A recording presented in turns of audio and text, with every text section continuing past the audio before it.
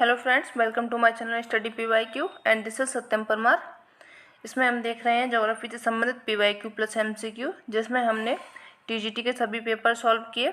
अब इसमें हम पीजीटी के पेपर सॉल्व कर रहे हैं, जो कि रहेंगे हमारे 2021 से लेकर के 2000 तक के सभी पेपर, जिनको हम आसानी से डिस्कस करेंगे। एक्सप्लेनेशन के साथ में इसको डिस्कस करेंगे। अभी फ़िलहाल हमने डिस्कस किया था 2021 का पेपर पीजीटी का। आज इसमें हम डिस्कस करेंगे यूपी पीजीटी का पेपर 2016 में हुआ था, उसको देखेंगे। ठीक है, अगर अभी तक आपने चैनल को सब्सक्राइब नहीं किया है तो आप सब्सक्राइब कर लें। एंड अगर आपको एप्लीकेशन डाउनलोड करना है तो आप एप्लीकेशन डाउनलोड कर सकते हैं, जीएस बाय दिवाकर सर। जब आप प्ले स्टोर पर सर्च करेंगे तो वहाँ से आप ये एप्लीकेशन डाउनलोड कर सकते हैं, जिसमें कि आपको कोर्स एंड बैचेज आसानी से देखने को मिल जाएंगे। ठीक है, चलिए शुरू करते हैं आज का सेशन। अगर सेशन अच्छा लगे तो आप लाइक भी करना, अपने फ्रेंड्स को शेयर करना है इसको। चलिए शुरू करते हैं।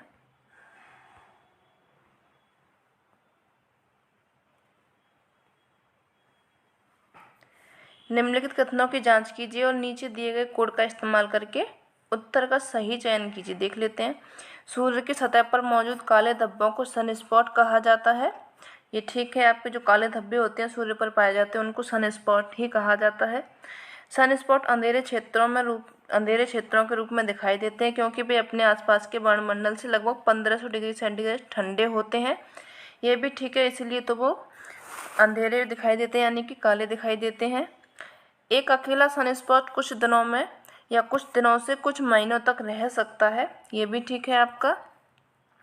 और दिखाई देने वाले सनस्पॉटों की संख्या 11 साल के चक्र में घटती बढ़ती रहती है। तो यानी कि ये भी ठीक है आपके। 1 2 3 4 चारों ऑप्शन सही दिए गए हैं, तो इसका ऑप्शन डी सही हो जाएगा, बाकी के सभी गलत हो जाएंगे। ठीक है, चलिए आगे बढ़ते हैं। देख लेते हैं इसकी एक्सप्लेनेशन में क्या दिया गया है। सूर्य की सतह पर मौजूद काले धब्बों को सनस्पॉट या फिर सौर कलंक कहा जाता है। सनस्पॉट अंधेरे क्षेत्रों के रूप में दिखाई देते हैं, क्योंकि वे अपने आसपास के वायुमंडल से कितने 1500 डिग्री सेंटीग्रेड ठंडे होते हैं। एक अकेला सनस्पॉट कुछ दिनों से कुछ महीनों तक रह सकता है। दिखाई देने वाले सनस्पॉटों की संख्या 11 साल के चक्र में क्या होती है, घटती बढ़ती रहती है। सूर्य अत्यधिक गर्म गैस का पिंड है, जिसका पृष्ठ का तापमान 6000 डिग्री सेंटीग्रेड होता है। सूर्य के तल से ऊष्मा निरंतर लघु तरंगों के रूप में विकिरित होती है। जो सूर्य से ऊष्मा आती है वो लघु तरंगों में आती है।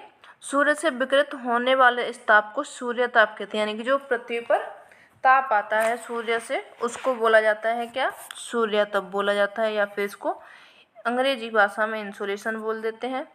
चलिए आगे बढ़ते हैं। यूरिया अमोनिया उत्पादक क्रिबको संयंत्र आधारित है। ये किस पर आधारित है, ताप ऊर्जा पर, जल विद्युत ऊर्जा पर, या फिर पवन ऊर्जा पर, या गैस ऊर्जा पर। तो जो आपका क्रिबको आधारित है गैस ऊर्जा पर, डी ऑप्शन इसका सही हो जाएगा। क्रिबको की फुल फॉर्म क्या है इसको देख लेते हैं। इसकी है कृषक भारती कोऑपरेटिव लिमिटेड, इसकी फुल फॉर्म हो जाएगी। संयंत्र ऊर्जा ये किस पर, गैस ऊर्जा पर आधारित है आपका। इसकी स्थापना हुई थी 4 मई 1980 को। इसका मुख्यालय है नोएडा में। और इसका पूरा नाम क्या है, पूरा नाम देख लेते हैं। इसका नाम है कृषक भारतीय कोऑपरेटिव लिमिटेड, क्रेबको इसका नाम है। ठीक है, चलिए आगे देखते हैं। यह कथन किसका है कि मुझे पदार्थ दो, मैं ऐसे पूरी दुनिया का निर्माण कर दूंगा। तो ये जो आपका कथन दिया था, ये दिया था इमैनुअल कांट ने, यानी कि इसका सी ऑप्शन सही हो जाएगा। चलिए इसके बारे में देख लेते हैं। मुझे पदार्थ दो और मैं पूरी दुनिया का निर्माण कर दूंगा, ये कथन आपके इमैनुअल कांट महोदय ने दिया था। कांट जो थे एक जर्मन दार्शनिक थे। पृथ्वी की उत्पत्ति के संबंध में कांट महोदय ने 1755 में कितने में 1755 में अपनी वायव्य राशि परिकल्पना का प्रतिपादन किया था, जो न्यूटन के गुरुत्वाकर्षण के नियमों पर आधारित थी। किसके नियमों पर आधारित थी ये, न्यूटन के गुरुत्वाकर्षण के नियमों पर। लाप्लास ने निहारिका परिकल्पना, जो लाप्लास महोदय थे उन्होंने निहारिका परिकल्पना दी थी। चैम्बरलेन ने ग्रहाणु परिकल्पना दी थी। जेम्स एंड जीन ने जो परिकल्पना दी थी वो थी आपकी ज्वारीय परिकल्पना। ये किसने दी थी, जेम्स जीन एंड जेफरीज ने। ये हो गई आपकी सभी परिकल्पनाएं। तो ये आप अलग से नोट करना चाहें तो नोट कर सकते हैं, वैसे आप कर ही चुके होंगे अब तक तो। चलिए देखते हैं। और निम्नलिखित में से कौन पृथ्वी परत का प्रमुख तत्व है? पृथ्वी की परत का पूछा है इसमें। एल्यूमिनियम, लोहा, ऑक्सीजन, सिलिकॉन। तो जो प्रमुख तत्व है वो है आपका ऑक्सीजन हो जाएगा। सी ऑप्शन इसका सही हो जाएगा। ठीक है, चलिए देख लेते हैं इसके बारे में भी। ऑक्सीजन जो है पृथ्वी परत का एक प्रमुख तत्व है। क्रस्ट पर पाए जाने वाले प्रमुख तत्वों के प्रतिशत दिया गया है, उनको देख लेते हैं। जो क्रस्ट है उसमें ऑक्सीजन मिलता है 46.60%, सिलिकॉन मिलता है आपका 27.7%, एल्यूमिनियम मिलता है 8.1%, लोहा मिलता है 5%, कैल्शियम मिलता है 3.6%, सोडियम मिलता है 2.8%, बाकी के थोड़े से और दिए गए। पोटेशियम मिलता है 2.59% है, मैग्नीशियम मिलता है 2%। ठीक है, ये आपके किस में मिलते हैं? क्रस्ट में मिलते हैं परसेंटेज। चलिए आगे देखते हैं। निम्नलिखित में से कौन सा मिलान सही नहीं दिया गया है? स्लेट जो बनता है बलुआ पत्थर से, ये आपका सही नहीं है। शिस्ट से बनता है सैल। ठीक है, संगमरमर, चूनामरमर जो चूना पत्थर होता है, क्वार्टजाइट से बनता है बलुआ पत्थर। ये आपके सभी मैच्ड हैं, छोड़ के किसको? स्लेट बलुआ पत्थर का नहीं है। जो स्लेट का रूपांतरण होता है फाइलाइट के रूप में होता है। किस में होता है? फाइलाइट के रूप में, तथा फाइलाइट का फिर से जो रूपांतरण होता है वो शिस्ट में हो जाता है। बलुआ पत्थर का रूपांतरण क्वार्टजाइट चट्टान में होता है। स्लेट, शिस्ट, संगमरमर, क्वार्टजाइट, नीस आदि जो रूपांतरित या कायांतरित सेल के उदाहरण है। किसके हैं ये? रूपांतरित या फिर कायांतरित सेल के ये उदाहरण माने जाते हैं। चलिए आगे देखते हैं। निम्नलिखित में से कौन सा कोयला खनन करने में मुश्किल है? कौन सा कोयला है? ये आपका एंथ्रासाइड है। काफ़ी अच्छी क्वालिटी का माना जाता है ये। इसी का खनन करने में मुश्किल होता है। इसको देख लेते हैं क्या कारण है इसका। कोयला को काले सोने की उपमा दी जाती है। भारत में निम्नलिखित हैं 4 प्रकार का कोयला पाया जाता है। 4 प्रकार कौन कौन से? आपके एंथ्रासाइड हो गया, बिटुमिनस, लिग्नाइट, पीट। ये 4 प्रकार का कोयला भारत में पाया जाता है। एंथ्रासाइड कोयले के खनन में मुश्किल होती है क्योंकि अत्यंत भुरभुरा होता है। ये क्या होता है? अत्यंत भुरभुरा होता है। तो ये क्या होता है? भुरभुरा होगा तो ये टूट फूट जाएगा। यह सबसे उत्तम किस्म का कोयला होता है। इसमें कार्बन की जो मात्रा होती है 90 से 95% होती है। एंथ्रासाइड कोयला जलते समय धुआं नहीं देता है, ताप सबसे अधिक होता है इसका। जब ये एंथ्रासाइड कोयला जलाया जाता है तो उसमें धुआं नहीं निकलता, लेकिन ताप जो उसका होता है अन्य कोयलों की बजाय उसका ताप काफ़ी ज़्यादा होता है। चलिए नेक्स्ट देखते हैं। निम्नलिखित ग्रहों में से किस पर सबसे छोटा दिन होता है? जो सबसे छोटा दिन होता है वो होता है हमारी पृथ्वी पर। एक ऑप्शन इसका सही हो जाएगा। चलिए देख लेते हैं इसके बारे में। पृथ्वी पर सबसे छोटा दिन होता है 23 घंटे 56 मिनट का होता है। पृथ्वी का अपना एक विशिष्ट आकार है जिसे जियोड कहा जाता है। क्या होता है? पृथ्वी किस आकार की? जियोड आकार की है। इसकी आकृति को लघ्वच्छ, गोलाभ, ऑबलेट, स्फेरॉइड भी कहा जाता है। पृथ्वी का भूमध्य रेखीय व्यास 12,756 किलोमीटर है एवं ध्रुवीय व्यास जो है पृथ्वी का 12,714 किलोमीटर है। सौरमंडल में बृहस्पति ग्रह अपने अक्ष पर घूर्णन की अवधि सबसे कम है। जो सौरमंडल में ग्रह हैं आपके, उसमें जो सबसे अपने अक्ष पर घूर्णन की जो सबसे कम अवधि है वो है आपके बृहस्पति ग्रह की 9 घंटा 56 मिनट है। तब शुक्र ग्रह की घूर्णन अवधि सबसे अधिक है, 243 दिन है। ठीक है, ये हो गए उनके। चलिए आगे बढ़ते हैं। अपवर्तन के सामान्य चक्र की अवधारणा का संकल्पना किसने दी थी? तो ये दी थी आपके अपवर्तन के सामान्य चक्र की अवधारणा डब्ल्यू.एम. डेविस ने दी थी। ए ऑप्शन इसका सही हो जाएगा। चलिए इसके बारे में जान लेते हैं। अपवर्तन के सामान्य चक्र की अवधारणा डब्ल्यू.एम. डेविस ने दी थी। डब्ल्यू.एम. डेविस अपवर्तन चक्र की परिभाषा देते हुए स्पष्ट किया कि भौगोलिक चक्र, जो भौगोलिक चक्र चलता है उसमें समय की अवधि है जिसके अंतर्गत एक उत्थित भूखंड अपवर्तन की क्रिया द्वारा आकृति विहीन संप्राय मैदान में बदल जाता है। यानी कि कोई ऐसा उत्थित भूभाग है, इसमें क्या हो रहा है? अपवर्तन लगातार होता जा रहा है, होता जा रहा है, होता जा रहा है। तो इसके कारण वो क्या हो रहा है? एक संप्राय मैदान में बदल जाता है। ये कहा था किसने? डब्ल्यू.एम. डेविस ने। ठीक है, चलिए आगे देखते हैं। निम्नलिखित में से कौन सा कथन सत्य नहीं है? तो देख लेते हैं। नदी का अधिकतम दबाव एक स्थान में चलता रहता है, ये ठीक है। नदी अपने लंबवत तट को सीधे तट की अपेक्षा अधिक काटती है, जो लंबवत होता है, ये ठीक है आपका। नदी पर भार बढ़ने पर अपर्दन क्षमता कम होती है, नहीं, जब नदी पर भार बढ़ता है तो अपर्दन की क्षमता बढ़ जाती है, यानी कि सी ऑप्शन आपका गलत हो जाएगा। जब वेग अधिक होता है तो नदी अधिक भार लेकर चलती है, ये भी ठीक हो जाएगा आपका। सी ऑप्शन यहाँ पे सही हो जाएगा क्योंकि सी ही गलत दिया गया है। ठीक है, चलिए नेक्स्ट देखते हैं। जब नदी में वेग और भार की मात्रा अधिक होती है तो उसके द्वारा अपर्दन भी अधिक होगा। गिलबर्ट महोदय ने नदी के वेग तथा नदी की परिवहन शक्ति के बीच संबंध के आधार पर एक सिद्धांत का प्रतिपादन किया था, जिसे गिलबर्ट का छठी शक्ति का सिद्धांत कहा था। क्या बोला था इसको? छठी शक्ति का सिद्धांत इसको कहा था। इस सिद्धांत के अनुसार यदि नदी के वेग को दोगुना कर दिया जाए तो नदी की परिवहन जो शक्ति होगी वो 64 गुनी हो जाएगी। कितना? अगर देख रहे हैं नदी का वेग हम इसमें 2 गुना कर रहे हैं, ये किसने कहा था? गिलबर्ट महोदय ने। तो जो नदी अपने साथ में सामान ले जा रही है, वो परिवहन कर रही है, उसकी वो शक्ति होगी वो 64 गुनी बढ़ जाएगी। ठीक है, चलिए आगे बढ़ते हैं। विश्व में सबसे अधिक संख्या में झीलें कहाँ पे पाई जाती हैं? जो सबसे अधिक जनसंख्या में झीलें पाई जाती हैं वो पाई जाती हैं आपके स्कैंडिनेवियाई क्षेत्र में। इसके बारे में देख, स्कैंडिनेविया में अगर आप जाओगे फिनलैंड में, तो फिनलैंड को तो झीलों का देश ही कहा जाता है, ये भी वहीं का क्षेत्र है। विश्व में सबसे अधिक झीलें स्कैंडिनेवियाई क्षेत्र में पाई जाती हैं। इस क्षेत्र में फिनलैंड को, किसको? फिनलैंड जो देश है आपका, उसको झीलों का देश कहा जाता है, जिसकी राजधानी है हेलेंसिकी। स्कैंडिनेवियाई क्षेत्र स्कैंडिनेवियन पर्वत के नाम से जाना जाता है। इसके अंतर्गत जो देश आते हैं वो आते हैं आपके नॉर्वे, स्वीडन, फिनलैंड, इन देशों को सम्मिलित किया जाता है स्कैंडिनेवियाई कंट्री में। ठीक है, चलिए आगे बढ़ते हैं। निम्नलिखित में से कौन एक नदी के कार्य से संबंधित नहीं है? नदी विसर्ग, प्राकृतिक बांध या जो संदूर। तो जो संदूर है वो आपका नदी के कार्य से संबंधित नहीं है, बाकी के सभी आपके नदी के द्वारा बनी हुई जो स्थलाकृति बना बोल रहे हो आप इनको, या फिर कोई भी जो ऐसे बन जाती हैं विसर्ग पे ऐसे बन गई, प्राकृतिक जो बांध बन जाते हैं, ये सब बनते हैं नदी के द्वारा। संदूर आपका नदी के द्वारा नहीं बनता है, इसका संबंध होता है हिमनद अवक्षेप में। जो हिमनद के अवक्षेप होते हैं उनसे इसका संबंध होता है संदूर से, जबकि नदी विसर्ग, प्राकृतिक तटबंध और याजू नदी के कार्य से संबंधित है। नदी के दोनों किनारों पर बाढ़ के समय मिट्टियों के जमाव द्वारा लंबे कम ऊंचाई के कारकों का निर्माण हो जाता है, जिससे प्राकृतिक तटबंध कहा जाता है। थोड़े थोड़े से ऊंचे वहाँ पे तट बन जाते हैं, जिसको कि बोला जाता है प्राकृतिक तटबंध। ठीक है, चलिए आगे बढ़ते हैं।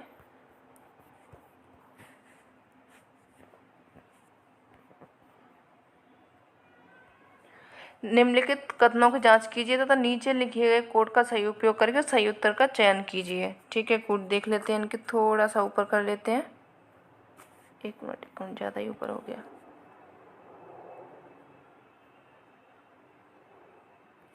चलिए, लोयस एक जर्मन शब्द है जो राइन घाटी के बारीक दानेदार मिट्टी के लिए उपयोग किया गया था। तो ये ठीक है आपका, ये ऑप्शन आपका सही हो जाएगा। लोयस सिंचाई वाले क्षेत्रों में बहुत उपजाऊ मिट्टी है, ये भी ठीक है। जो सिंचाई वाले क्षेत्र हैं उसमें लोयस अगर मिट्टी होती है तो वो क्या हो जाती है? उपजाऊ हो जाती है। लोयस का सबसे बड़ा जमाव हांगो नदी घाटी में पाया जाता है, जो ठीक है, ये आपकी चीन की जो नदी है वहाँ पे पाया जाता है। लोयस मिसिसिपी घाटी, पेंटागोनिया, न्यूजीलैंड में पाई जाती है, ये भी आपका सही हो जाएगा, यानी कि डी ऑप्शन इसका सही हो जाएगा। चारों ही ऑप्शन आपके सही दिए गए हैं। ठीक है, चलिए आगे बढ़ते हैं। ये दिया गया एक्सप्लेनेशन तो उसमें हो ही गया था, चलो देख लेते हैं। लोयस कैसा जर्मन शब्द है जो राइन घाटी के बारीक दानेदार मिट्टी के लिए उपयोग किया गया था। लोयस सिंचाई वाले क्षेत्रों में बहुत उपजाऊ मिट्टी होती है। लोयस का सबसे बड़ा जमाव हांगो घाटी में पाया जाता है। मिसिसिपी घाटी, पेंटागोनिया, न्यूजीलैंड में ये जमाव पाया जाता है। लोयस का जमाव वायु के निक्षेपण द्वारा चीन में पाया जाता है। ये हो गए लोयस के बारे में फैक्ट्स। चलिए और बढ़ते हैं। निम्नलिखित में से कौन सा कथन सत्य नहीं है? पृथ्वी का अधिकांश भाग मेंटल है, ठीक है। पृथ्वी की परत सियाल से बनी है, ये भी ठीक है।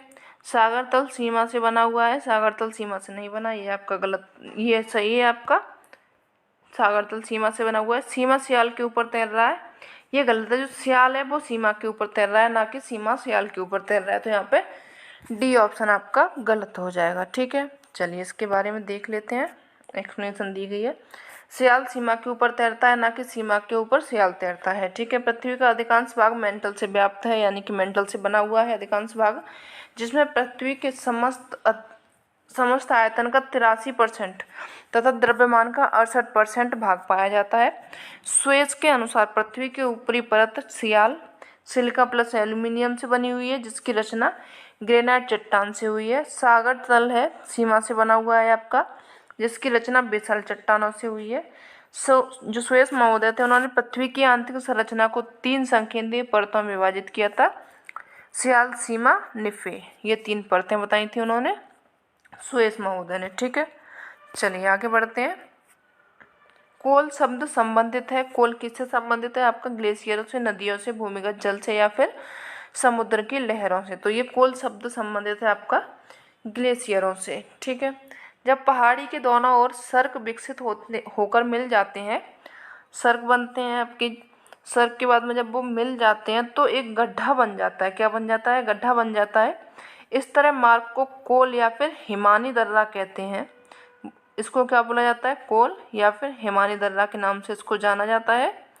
आल्पस पर्वत में हिमानी द्वारा निर्मित अनेक कोल मिलते हैं। जो आल्पस पर्वत है उसमें आप जाओगे तो हिमानी के द्वारा कई तरह के निर्मित जो कोल होते हैं वो मिलते हैं।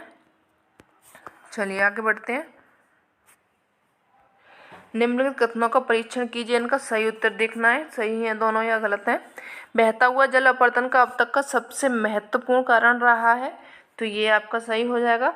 अपरदन के अन्य कारक जैसे ग्लेशियर, पवन, भूमिगत जल स्थानीय रूप से प्रभावी होते हैं, ये भी ठीक है। आगे अगर ऑप्शन दिए गए होंगे तो उनको देख लेते हैं, वरना 1 और 2 दोनों तो सही है ही, यानी कि इसमें ऑप्शन नहीं दिए गए तो 1 और 2 दोनों आपके सही हो जाएंगे। सी ऑप्शन इसमें सही हो जाएगा। ठीक है। चलिए आगे बढ़ते हैं, देख लेते हैं इसके बारे में भी। बहता हुआ जल अपरदन का अब तक का सबसे महत्वपूर्ण कारण रहा है तथा अपरदन के अन्य कारक जैसे ग्लेशियर, पवन, भूमिगत जल स्थानीय रूप से प्रभावी होते हैं, अतः दोनों कथन सत्य हो जाएंगे। जल के अपरदन के द्वारा स्थलाकृतियाँ जो बनती हैं उनको देख लेते हैं। बी आकार की घाटी बनती है जल के अपरदन से, गार्ज बनता है, कैनियन बनते हैं, जलप्रपात, जलगर्तिका, नदी, वेदिका, नदी विसर्प, पेनिप्लेन, ये सब किससे बनते हैं? जो नदी है या फिर जल का अपरदन होता है उसके कारण जो स्थलाकृति बनती है उनके नाम दिए गए हैं। चलिए आगे बढ़ते हैं। उष्णकटिबंधीय चक्रवातों की उत्पत्ति के लिए आदर्श स्थितियाँ पाई जाती हैं। उनके लिए क्या स्थितियाँ पाई जाती हैं? भूमध्य महासागरों में, उष्णकटिबंधीय महासागरों के पश्चिमी तटों पर। तो ये बी ऑप्शन आपका सही हो जाएगा। जो उष्णकटिबंधीय चक्रवातों की उत्पत्ति के लिए आदर्श दशाएं कहाँ पे पाई जाती हैं? पश्चिमी तट पर पाई जाती है, ना कि पूर्वी तट पर। चलिए इसकी एक्सप्लेनेशन देख लेते हैं। उष्णकटिबंधीय चक्रवात की उत्पत्ति के लिए आदर्श स्थिति उष्णकटिबंधीय महासागरों के पश्चिमी तटों में पाई जाती है। उष्णकटिबंधीय चक्रवात सागरों के ऊपर तेजी से चलते हैं, परंतु स्थलों पर पहुंचते ही क्षीण हो जाते हैं और आंतरिक भागों में पहुंचने के पहले ही समाप्त हो जाते हैं। जब ये आंतरिक भाग में पहुंचते हैं उससे पहले क्या हो जाते हैं? समाप्त हो जाते हैं। यही कारण है कि ये महाद्वीप के केवल तटीय भागों को ही अधिक प्रभावित करते हैं, उनके अंदर में ये नहीं जा पाते हैं। ठीक है। चलिए आगे बढ़ते हैं। निम्नलिखित में से कौन सा देश भूमिबद्ध भूभाग से घिरा हुआ है? जो वो कौन सा देश है, यानी कि चारों तरफ उसके क्या है? स्थल खंड है, कोई भी जलीय खंड नहीं है, तो वो हो जाएगा आपका हंगरी। ये आपका कैसा है? भूमिबद्ध है या फिर स्थल भाग से जुड़ा हुआ है पूरा, हंगरी देश हो जाएगा। हंगरी देश जो घिरा हुआ है किसको? Slovakia, Austria, Slovenia, Croatia, Serbia, Romania, Ukraine देश, ये सब सीमा साझा करते हैं इससे। बाकी के और भी देख लेते हैं। यूरोप के भूमिबद्ध देश दिए गए हैं, उनके हैं ऑस्ट्रेलिया, चेक गणराज्य, Luxembourg, Switzerland, Hungary, Serbia, Andorra, Slovakia, Belarus, Liechtenstein, Vatican City, Kosovo, Macedonia, Moldova, San Marino, ये सभी कैसे हैं? आपके भूमिबद्ध देश हैं। देखो ऐसा तो आपको ये याद होने से रहे, कोई भी इन ऐसे नाम को याद ना कर पाएगा, तो इसलिए आप मैप जरूर किया कीजिए, मैप से आपको अच्छे से याद हो जाएंगे। फिर आपको नाम याद रखने की या फिर रट्टा मारने की ज़रूरत नहीं पड़ेगी। अब आप जब मैप को इन्हीं वाले स्टेट्स को या फिर जो देश हैं आपके, इनको देखोगे 8 से 10 बार तो आपको अच्छे से याद हो जाएंगे, फिर आपको उनको देखने की कभी ज़रूरत भी नहीं पड़ेगी। ठीक है। मैप आपका बहुत अच्छा साधन है याद करने के लिए। यदि भूमध्य रेखा पर सौर्य की ऊर्जा 100% है तो ध्रुवों पर यह होगा, ये जो ध्रुवों पर होगा आपका 42% होता है अगर भूमध्य रेखा पर 100% है तो। ठीक है, भूमध्य रेखा पर सूर्य की किरणें लंबवत होती हैं, परंतु ध्रुवों पर कोण कम होता है। कैसी होती हैं? तिरछी होती जाती हैं। अतः हम कह सकते हैं कि भूमध्य रेखा से ध्रुवों की तरफ जाने पर सौर्य की ऊर्जा सूर्य तप कम प्राप्त होता है। चलिए नेक्स्ट देखते हैं। जेट स्ट्रीम के बारे में कौन सा कथन सही नहीं है? तो ये समताप मंडल में गति करता है, ये आपका गलत हो जाएगा। ये समताप मंडल में नहीं चलता है, किस में चलता है? क्षोभ मंडल में चलता है। बाकी के पश्चिम से पूर्व की ओर में गति करता है, ये ठीक है। घुमावदार मोड़ों की गति करता है, ये भी ठीक है। लगभग 300 किलोमीटर प्रति घंटा की रफ्तार से ये चलता है, ये भी ठीक है। यानी कि आपका ए ऑप्शन यहाँ पे गलत हो जाएगा। चलिए और देखते हैं, इसकी एक्सप्लेनेशन देख लेते हैं। क्षोभ मंडल की ऊपरी सीमा में सैकड़ों किलोमीटर की चौड़ी पट्टी पश्चिम से पूर्व की दिशा में प्रवाहित होने वाली पर ध्रुवीय प्रबल पवन धारा को जेट स्ट्रीम कहा जाता है। इस पवन धारा का परिसंचरण दोनों गोलार्धों में 20 डिग्री अक्षांश से ध्रुवों के बीच में 7.5 से 14 किलोमीटर की ऊंचाई के मध्य में होता है। इनके प्रवाह का मार्ग विसर्पित यानी लहरदार होता है। जेट स्ट्रीम के पवन वेग में मौसमी परिवर्तन होता है, मौसम के अनुसार इनमें परिवर्तन होता है। ग्रीष्म काल की तुलना में शीतकाल में इनका वेग दोगुना हो जाता है। यानी कि इनका वेग कब दोगुना होता है? शीतकाल में, जब सर्दियों का मौसम आता है। इसका अधिकतम वायु वेग 480 किलोमीटर प्रति घंटा होता है। जेट स्ट्रीम की न्यूनतम वायु वेग जो होता है यानी कम से कम जो होता है वो 108 किलोमीटर प्रति घंटा होता है। अतः जेट स्ट्रीम का प्रवाह समताप मंडल में न होकर के किस में होता है? क्षोभ मंडल की ऊपरी सीमा में होता है। ठीक है, चलिए आगे बढ़ते हैं। पृथ्वी पर अधिकतम तापमान इनमें से किसके आसपास दर्ज किया जाता है? जो अधिकतम तापमान आपका दर्ज किया जाता है वो दर्ज किया जाता है कर्क रेखा पर, यानी कि बी ऑप्शन इसका सही हो जाएगा। चलिए देख लेते हैं इसके बारे में भी। पृथ्वी पर अधिकतम तापमान कर्क रेखा के आसपास में दर्ज किया जाता है। उल्लेखनीय है कि सूर्य की किरणें वर्ष भर भूमध्य रेखा पर लगभग लंबवत चमकती हैं, परंतु वहाँ अधिकतम तापमान नहीं होता है। अधिकतम जो तापमान होता है वो होता है 20 डिग्री उत्तरी अक्षांश में, यानी कर्क रेखा के पास में ये जुलाई में अंकित किया जाता है। ठीक है, चलिए आगे बढ़ते हैं।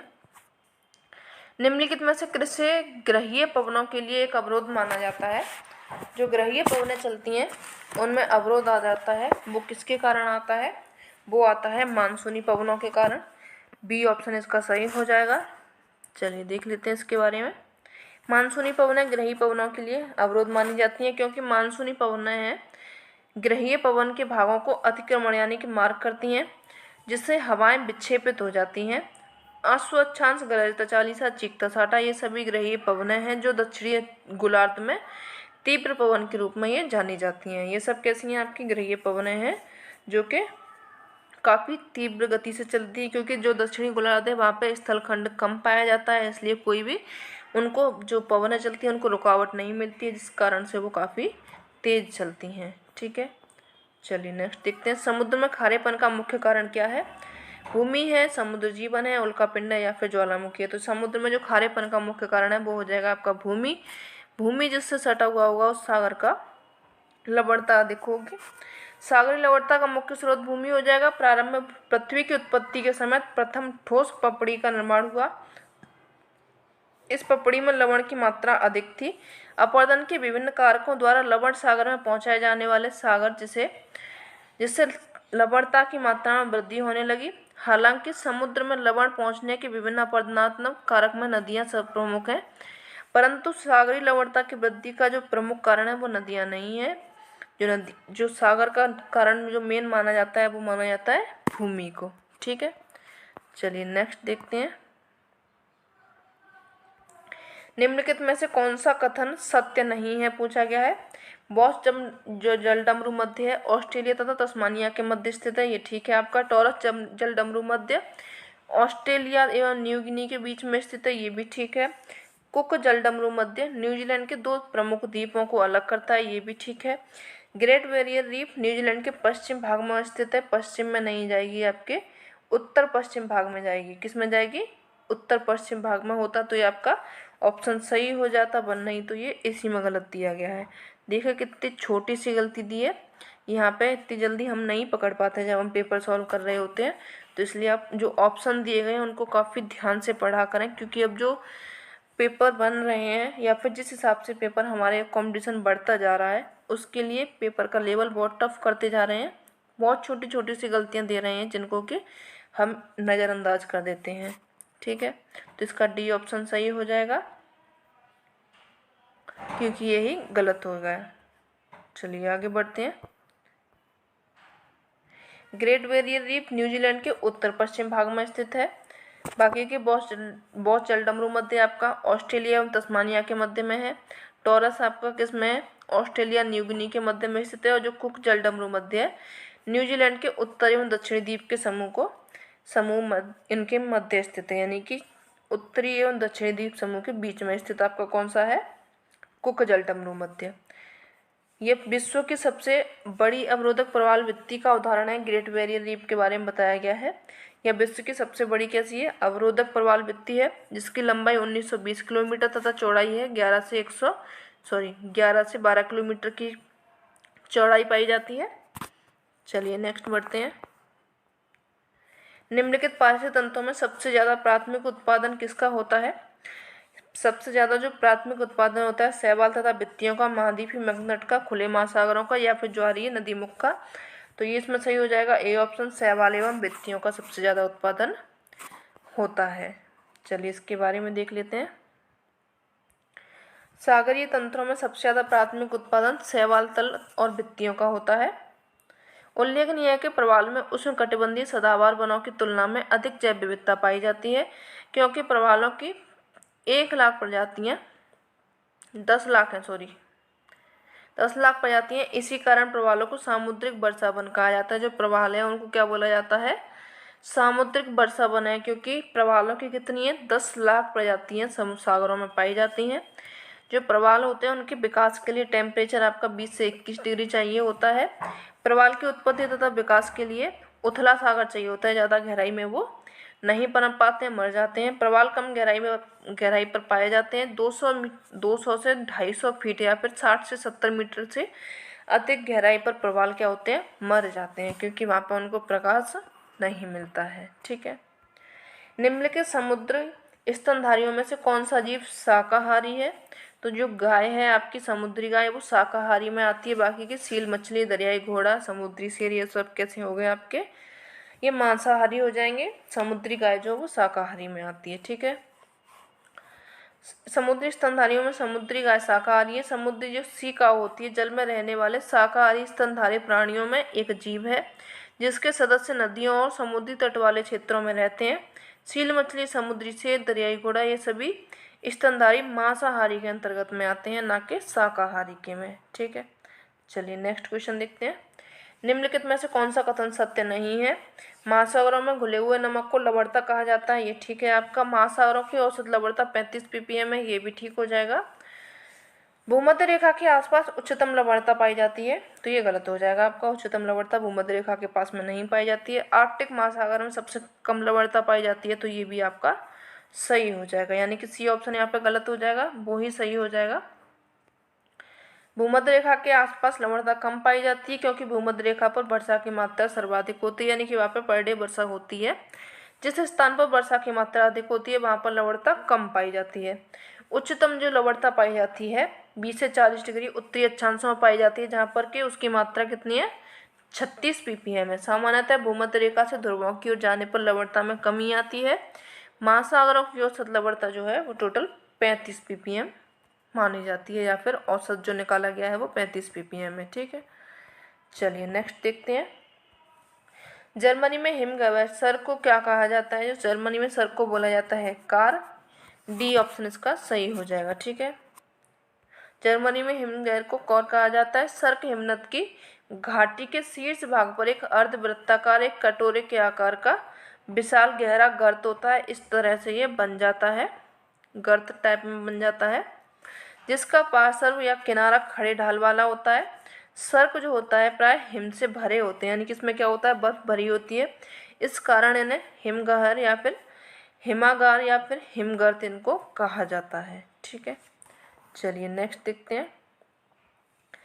भारत की निम्नलिखित फसलों पर विचार कीजिए। चना दिया गया है, गेहूं, बाजरा। तो इसमें भारत की फसल पूछा गया है। उपरोक्त में से वर्षा सिंचित फसलें कौन सी हैं? वर्षा से सिंचित फसलें हो जाएंगी आपकी बाजरा हो जाएगा, सी ऑप्शन इसका सही हो जाएगा। इसके बारे में देख लेते हैं। बाजरा वर्षा सिंचित फसल है। बाजरा अफ्रीकी मूल का पौधा है। भारत में गरीब लोगों का आहार माना जाता है। आप भी हम बोलते होंगे ना, बाजरा की रोटी जैसे अपन लोग कोई खाते हैं, तो हम लोग ये बोलते हैं कि नहीं, हमको तो गेहूं की चाहिए, गेहूं की चाहिए, हमें ना चाहिए बाजरा अजरा की, या फिर मकई या कई की जो रोटी बनाते हैं वो भी हमें ना चाहिए। लेकिन हमें क्या है, शुरू से गेहूं की आदत पड़ी हुई है, तो गेहूं की ही ज़्यादा अच्छी लगती है। और बाजरा की खाने में थोड़ी सी मेहनत भी लगती है, इसलिए नहीं खाते हैं। इसका तना पशु चारे के रूप में तथा झोपड़ियों के छप्पर बनाने में प्रयुक्त होता है। बाजरे की कृषि उष्ण एवं शुष्क जलवायु दशाओं वाले क्षेत्रों में की जा सकती है। इसके लिए जो तापमान चाहिए होता है 25 डिग्री सेंटीग्रेड से 31 डिग्री सेंटीग्रेड के मध्य में इसका तापमान चाहिए होता है। 40 से 50 सेंटीमीटर वार्षिक वर्षा उपयुक्त इसमें मानी जाती है। ज़्यादा वर्षा की इसको आवश्यकता नहीं होती है, कम वर्षा वाले क्षेत्रों में भी ये हो जाता है। ठीक है, चलिए आगे बढ़ते हैं। निम्नलिखित में से कौन सा देश यूरेनियम का सबसे बड़ा उत्पादक है? यूरेनियम का सबसे बड़ा उत्पादक आपका कजाकिस्तान हो जाएगा, बी ऑप्शन इसका सही हो जाएगा। कजाकिस्तान जो है यूरेनियम का सबसे बड़ा उत्पादक देश है। प्रमुख देश दिए गए हैं कौन कौन से हैं? कजाकिस्तान फर्स्ट पे आ जाएगा, ऑस्ट्रेलिया सेकंड पे आ जाएगा, नामीबिया थर्ड पर, और चौथे पर आपका कनाडा आ जाएगा। ठीक है, चलिए आगे बढ़ते हैं। निम्नलिखित देशों में कौन सा पेट्रोलियम के भंडारण से समृद्ध नहीं है? कौन सा नहीं है आपका? अल्जीरिया हो जाएगा, मिस्र, लीबिया, मोरक्को। तो आपका सही ऑप्शन हो जाएगा इसमें मोरक्को। ठीक है, मोरक्को पेट्रोलियम के भंडार से समृद्ध नहीं है, जबकि मिस्र, लीबिया, अल्जीरिया पेट्रोलियम भंडार के लिए जाने जाते हैं। यहाँ पर पेट्रोलियम भंडार से समृद्ध है। मोरक्को अफ्रीका महाद्वीप के उत्तर पश्चिम स्थित है। यह अल्जीरिया, मॉरिटानिया, पश्चिमी सहारा के साथ में सीमा बनाती है। फॉस्फेट एवं कोबाल्ट उत्पादन में यह विश्व का एक प्रमुख उत्पादक देश है। अगर मोरक्को में पूछा जाए तो क्या है आपका? फॉस्फेट है एवं कोबाल्ट है, इसमें काफ़ी प्रमुख माना जाता है। चलिए आगे बढ़ते हैं। फ्रेंड्स, मेरा एक चैनल है, अलग से चैनल है, जिसमें कि हम आपको करा रहे हैं अभी जीएस, टोटल जीएस उसमें कवर करा रहे हैं। जीएस के साथ में आपको कॉम्पिटिटिव एग्जाम में जो आपकी हिंदी पूछी जाती है, या फिर और भी जो पार्ट हैं आपके, एनसीईआरटी हो गई, जो गवर्नमेंट बुक चलाई जा रही हैं बेसिक शिक्षा वाली, उन सभी को कवर कराना है। उनसे आपको क्या है कि कोई भी आपका कॉम्पिटिटिव एग्ज़ाम होगा उनमें काफ़ी हेल्प मिलेगी। तो अगर आपको वो चैनल देखना है तो आप मेरे जो चैनल है आपको कॉम्पिटिटिव क्लासेस के नाम से मिल जाएगा, आप उसको वहाँ भी सब्सक्राइब कर लें। पर डे आपको 2 से 3 क्लास उसमें भी मिल जाती हैं। ठीक है, चलिए नेक्स्ट देखते हैं। निम्नलिखित कथनों पर विचार कीजिए। प्राचीन शिकारी पशु संसाधनों की आपूर्ति और पैदावार के बीच संतुलन बनाए रखते हैं, ये ठीक है। आधुनिक शिकारियों ने पर्यावरण को गंभीर रूप से नुकसान पहुंचाया है, ये भी ठीक है। एस्किमो तेजी से शिकार करना छोड़ रहे हैं, ये भी आपका ठीक हो जाएगा। यानी कि ए 1 2 3 तो तीनों ही सही हो जाएंगे, यानी इसका बी ऑप्शन सही हो जाएगा। ठीक है, चलिए नेक्स्ट देखते हैं, इसके बारे में देख लेते हैं। प्राचीन शिकारी पशु संसाधनों की आपूर्ति और पैदावार के बीच में संतुलन बनाए रखते हैं। आधुनिक शिकारियों ने पर्यावरण को गंभीर रूप से नुकसान पहुंचाया है। एस्किमो तेजी से शिकार करना छोड़ रहे हैं। एस्किमो के आवास को इग्लू कहा जाता है। चलिए आगे बढ़ते हैं।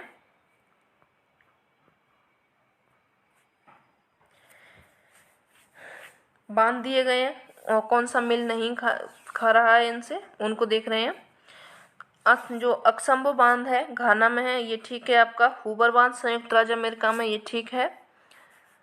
कुरेबाको या फिर कुरुबेगाबा बांध है आपका जापान में, ये ठीक है।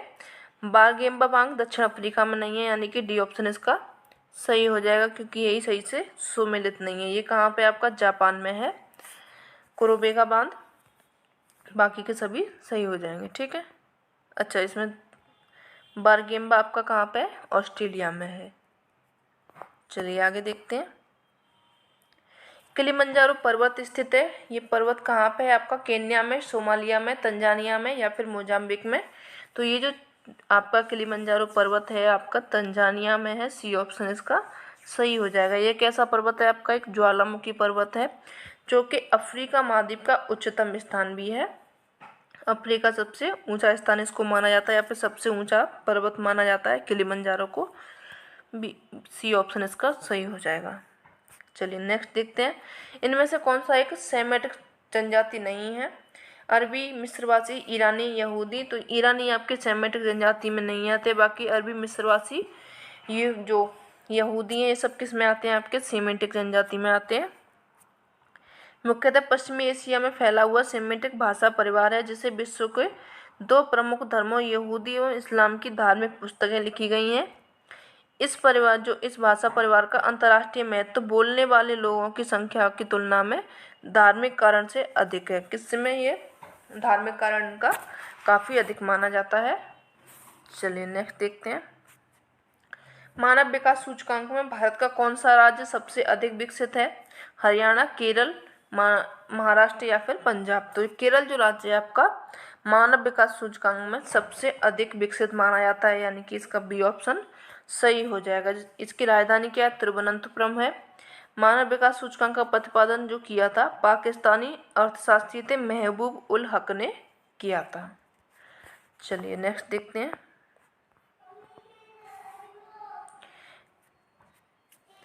निम्न चलिए इन कथन दिए गए उन पर विचार करना है, कौन सा सही है कौन सा गलत है ये देखना है। उच्चावच भूदृश्य में लंबवत ऊंचाई के अंतर को व्यक्त करता है, ये ठीक है आपका। पृथ्वी की सतह का ऊंचा नीचा स्वरूप स्थलाकृति कहा जाता है, ये भी ठीक है। उच्चतादर्शी जो वक्र होता है आपका क्षेत्रफल और ऊंचाई के द्वारा पृथ्वी की सतह के विस्तार को प्रदर्शित किया जाता है, ये भी ठीक है आपका। यानी कि 1 2 3 सही हो जाएंगे, आपका डी ऑप्शन यहाँ पे सही हो जाएगा, ठीक है। चलिए नेक्स्ट देखते हैं, ये तो उसकी एक्सप्लेनेशन साथ में दी गई थी, इसके बारे में क्या ही जानना। चलिए आगे बढ़ते हैं, ये भी आपके कथन दिए गए हैं, इनको देख लेते हैं। संयुक्त राष्ट्र ने वर्ष 2010 को जैव विविधता का अंतर्राष्ट्रीय वर्ष घोषित किया था, ये ठीक है आपका, ये ए ऑप्शन सही हो जाएगा। भारत में परियोजना टाइगर 1973 में परिवर्तित की गई थी, ये भी ठीक है। बाघ परियोजना को बाघों और उनके शिकार से सुरक्षा के लिए शुरू किया गया था, ये भी ठीक है। यानी कि 1 2 3 आपके फिर से सही हो जाएंगे, इसका भी डी ऑप्शन सही हो जाएगा। इसकी भी एक्सप्लेनेशन हमने शुरू कर ही ली थी, चलिए इसके बारे में देख लेते हैं। जैव विविधता शब्द का सर्वप्रथम प्रयोग किया था 1985 में डब्ल्यू.जी. रोजेन ने किया था। इसकी संकल्पनात्मक रूप से इस शब्द का जो सर्वप्रथम प्रयोग किया था 1986 में ई.ओ. विल्सन के द्वारा किया गया था, किसका, जैव विविधता शब्द का, ठीक है। चलिए आगे बढ़ते हैं, निम्नलिखित में से कौन सा आरक्षित जीव मंडल सबसे अधिक ऊंचाई पर स्थित है। शीत मरुस्थल, दिहांग दिबांग, खंगचेंडजोंगा या फिर नंदा देवी। आपका ऑप्शन सही हो जाएगा इसमें सी ऑप्शन खंगचेंडजोंगा, ये आपका किस पे अधिक ऊंचाई पर स्थित है। ये कहाँ पे आपका, सिक्किम में है। दिहांग दिबांग आपका अरुणाचल प्रदेश में और नंदा देवी उत्तराखंड राज्य में हो जाएगा, ठीक है। चलिए आगे बढ़ते हैं, निम्नलिखित में से कौन सी फसल सबसे अधिक देशों में उगाई जाती है। सबसे अधिक देशों में जो फसलें उगाई जाती हैं आपकी वो हो जाएगी मक्का, ए ऑप्शन है यहाँ पर सही हो जाएगा। ये काफ़ी ज़्यादा देशों में उगाई जाती है। मक्का की फसल विश्व के सबसे अधिक देशों में उगाई जाती है। मक्का उत्पादन क्रम से संयुक्त राज्य अमेरिका, चीन, ब्राज़ील, अर्जेंटीना, यूक्रेन में अग्रणी देश है, इनको फर्स्ट माना जाता है, आगे माना जाता है। जन्म स्थान इसका कहाँ से, या मध्य अमेरिका से माना जाता है मक्का का। मक्का के लिए आवश्यक तापमान जो चाहिए 18 डिग्री सेंटीग्रेड से 27 डिग्री सेंटीग्रेड के मध्य का चाहिए होता है, और वर्षा इसमें 50 सेंटीमीटर से 125 सेंटीमीटर की चाहिए होती है। विश्व के सभी उष्ण एवं उपोष्ण कटिबंध देशों में मक्के की खेती की जाती है, ठीक है। चलिए आगे बढ़ते हैं, बिलीबिली क्या है। बिलीबिली जो समशीतोष्ण क्षेत्र है उनमें उगाए जाने वाला एक वृक्ष है, रेगिस्तानी में उड़ती हवा है ये, या फिर उत्तर पश्चिम ऑस्ट्रेलिया का एक उष्णकटिबंधीय चक्रवात है, तो सी ऑप्शन यहाँ पे आपका सही हो जाएगा। ये क्या है आपका, ऑस्ट्रेलिया का, उत्तर पश्चिम ऑस्ट्रेलिया का उष्णकटिबंधीय चक्रवात है, जिसको के नाम दिया गया था बिलीबिली। और भी नाम है आपके उष्णकटिबंधीय चक्रवात के, कैरेबियन सागर तथा संयुक्त राज्य अमेरिका में इसको हरिकेन जाना जाता है, चीन में इसको टाइफून के नाम से जाना जाता है, जापान में टैफू, फिलीपींस में बेजियो, भारत एवं बांग्लादेश में इसको चक्रवात के नाम से जाना जाता है, ठीक है। चलिए आगे बढ़ते हैं, निम्नलिखित में से कौन सी फसल अंतर्राष्ट्रीय व्यापार में कुल उत्पादन की दृष्टि से कम है। कम कौन सी है? चावल है आपके। चावल में उत्पादन की दृष्टि से ये कम फसल है।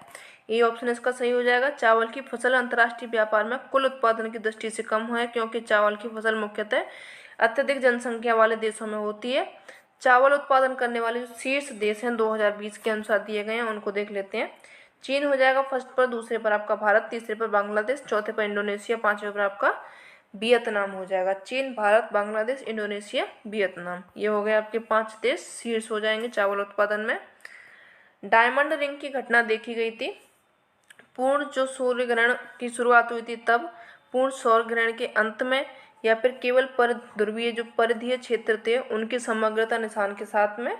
तो सी ऑप्शन यहाँ पर सही हो जाएगा, केवल परिधीय क्षेत्रों की समग्रता निशान के साथ में आपकी डायमंड रिंग की घटना देखी गई थी। चलिए आगे बढ़ते हैं। निम्नलिखित क्षेत्रों में किस क्षेत्र को पारिस्थितिकी गर्म क्षेत्र के रूप में मान्यता दी गई है? कौन सा क्षेत्र है वो आपका? पश्चिमी हिमालय, पूर्वी हिमालय, पश्चिमी घाट या फिर पूर्वी घाट है। तो ये सभी पारिस्थितिकी क्षेत्र हैं। इसमें जो आंसर दिया गया है वो माना नहीं था, आयोग ने इसको बाहर कर दिया था, लेकिन इसके बारे में हम देख लेते हैं। भारत में जो वर्तमान भारत समय में हॉटस्पॉट पारिस्थितिकी गर्म क्षेत्र हैं, जिनकी संख्या कितनी है? 4 है। हिमालय क्षेत्र, पश्चिमी घाट, इंडो बर्मा क्षेत्र, सुंडालैंड। इसमें कौन कौन से बी और सी दोनों सही हो रहे हैं? इसके लिए क्या किया था, इसको आयोग ने बाहर कर दिया था। आपके पश्चिमी घाट हो रहा है, पूर्वी हिमालय एवं पश्चिमी घाट दोनों ही आपके कैसे क्षेत्र हैं? पारिस्थितिकी गर्म क्षेत्र की संज्ञा में या फिर हॉटस्पॉट की संज्ञा में आते हैं। चलिए और देखते हैं इसके बारे में। यदि पृथ्वी की घूर्णन की दिशा उलट दी जाती है तो अंतर्राष्ट्रीय तिथि रेखा पर जब दोपहर होगा तो IST इस पर टाइम क्या होगा? 6:30 बजे होंगे या फिर 5:30, 6:30, 18:30? ये तो ऑप्शन एक ही हो गया। चलिए तो इसका सी ऑप्शन यहाँ पे सही माना गया है, बाकी के 5:30। चलिए अच्छा, ये सॉरी, ये आपके सुबह के हो जाएंगे या आपके शाम के हो जाएंगे? शाम के 6:30 हो जाएंगे, यहाँ पे PM में दिया गया है। ठीक है, चलिए और देखते हैं। निम्नलिखित में से कौन सा जोड़ा सही पूछा गया है? टीक आपका जो मिलता है ये आपका जम्मू कश्मीर में नहीं मिलता, ये आपको मिलता है मध्य प्रदेश में। देवदार जो मिलता है ये आपका मिलता है जम्मू कश्मीर में। और देख लेते हैं इसके, यहाँ पे दिए गए हैं। चंदन मिलता है आपको कर्नाटक में, और सुंदरी मिलता है पश्चिम बंगाल में। तो यानी कि डी ऑप्शन यहाँ पे सही हो जाएगा, बाकी के सभी गलत हो जाएंगे। ठीक है, ठीक, यानी सागौन मिलता है मध्य प्रदेश में, देवदार आपका जम्मू कश्मीर में, चंदन मिलता है कर्नाटक में, सुंदरी मिलता है पश्चिम बंगाल में। चलिए और देखते हैं। जीन्स और जेफरी द्वारा प्रतिपादित किए गए सिद्धांत को कौन सा नाम दिया गया था? उनका जो सिद्धांत था उसको नाम दिया गया था ज्वारीय परिकल्पना से फेमस था उनका सिद्धांत। गैसीय परिकल्पना जो दी थी या फिर बायाबरासी परिकल्पना इमैनुअल कांट ने दी थी। प्लेट विवर्तन के सिद्धांत के प्रतिपादन का श्रेय हैरी एस को जाता है, किंतु इस सिद्धांत की वैज्ञानिक व्याख्या जो की थी WJ मॉर्गन ने की थी। ये अन्य आपके सिद्धांत हो गए। चलिए और बढ़ते हैं आगे।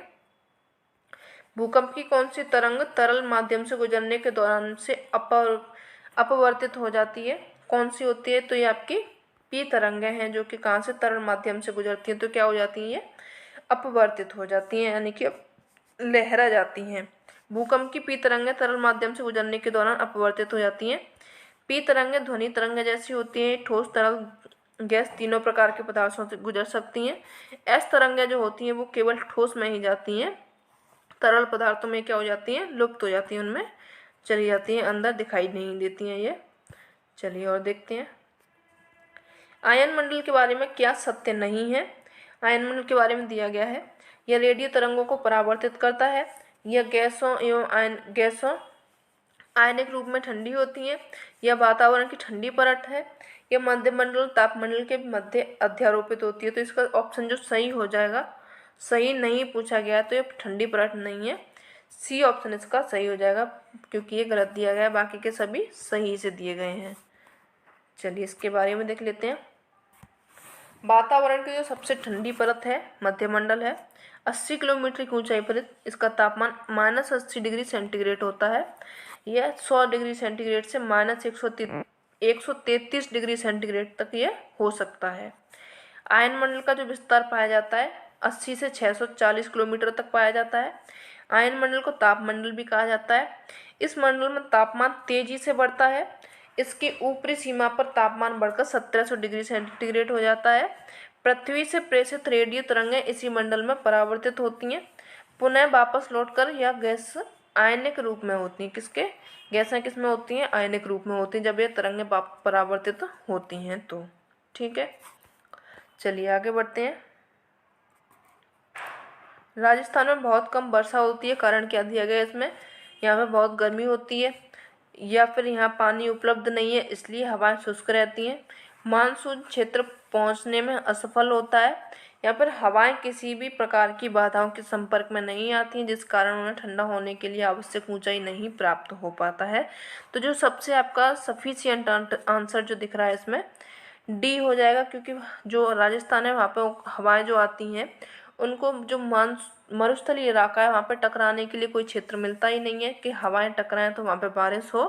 हवाओं को क्या है? टकराना पसंद है। जब वो टकराती हैं आपस में तभी बारिश करती हैं। तो कोई भी उनके संपर्क में नहीं आता है, कोई भी बाधाएं नहीं आती, जिसके कारण क्या है? वहाँ पे वर्षा कम होती है। तो डी ऑप्शन इसका सही हो जाएगा। चलिए देख लेते हैं इसका भी आंसर। राजस्थान में बहुत कम वर्षा होती है क्योंकि हवाएं किसी भी प्रकार की बाधाओं के संपर्क में नहीं आती हैं, जिस कारण उन्हें ठंडा होने के लिए आवश्यक ऊंचाई नहीं प्राप्त हो पाती है। राजस्थान में अरावली पर्वत स्थित है, जिसकी सर्वोच्च चोटी गुरु शिखर है। यह पर्वत मानसूनी पवनों की दिशा में समानांतर अवस्थित है, जिससे मानसूनी पवन के मार्ग में बाधा नहीं बनता है। जो पर्वत आपका इस तरह से फैला हुआ है, तो जो मानसून की जो हवाएं चलती हैं वो इसके पैरेलल चलती जाती हैं, इससे टकराती नहीं है, जिसके कारण क्या है? बाधा नहीं बनती, और बाधा नहीं बनती है तो वर्षा भी नहीं होती है। चलिए आगे बढ़ते हैं। अक्टूबर की गर्मी का मुख्य कारण क्या है? उच्च आर्द्रता से संबंधित उच्च तापमान। ये बिल्कुल सही हो जाएगा आपका ए ऑप्शन। अभी फिलहाल में हम ये सितंबर अक्टूबर के महीने में यही वाला मौसम महसूस करते हैं। यहाँ पे क्या होती है? काफ़ी गर्मी होती है, क्योंकि आर्द्रता यहाँ पे उच्च होती है, ह्यूमिडिटी रहती है, उससे क्या होता है? तापमान हाई हो जाता है। चलिए आगे बढ़ते हैं। भारत के किस क्षेत्र में ग्रीष्मकालीन मानसून सबसे पहले आता है? जो ग्रीष्मकालीन मानसून सबसे पहले आता है वो आता है पश्चिमी घाट पर। सी ऑप्शन सही हो जाएगा। पश्चिमी घाट पे भी कहा आता है, केरल में आता है।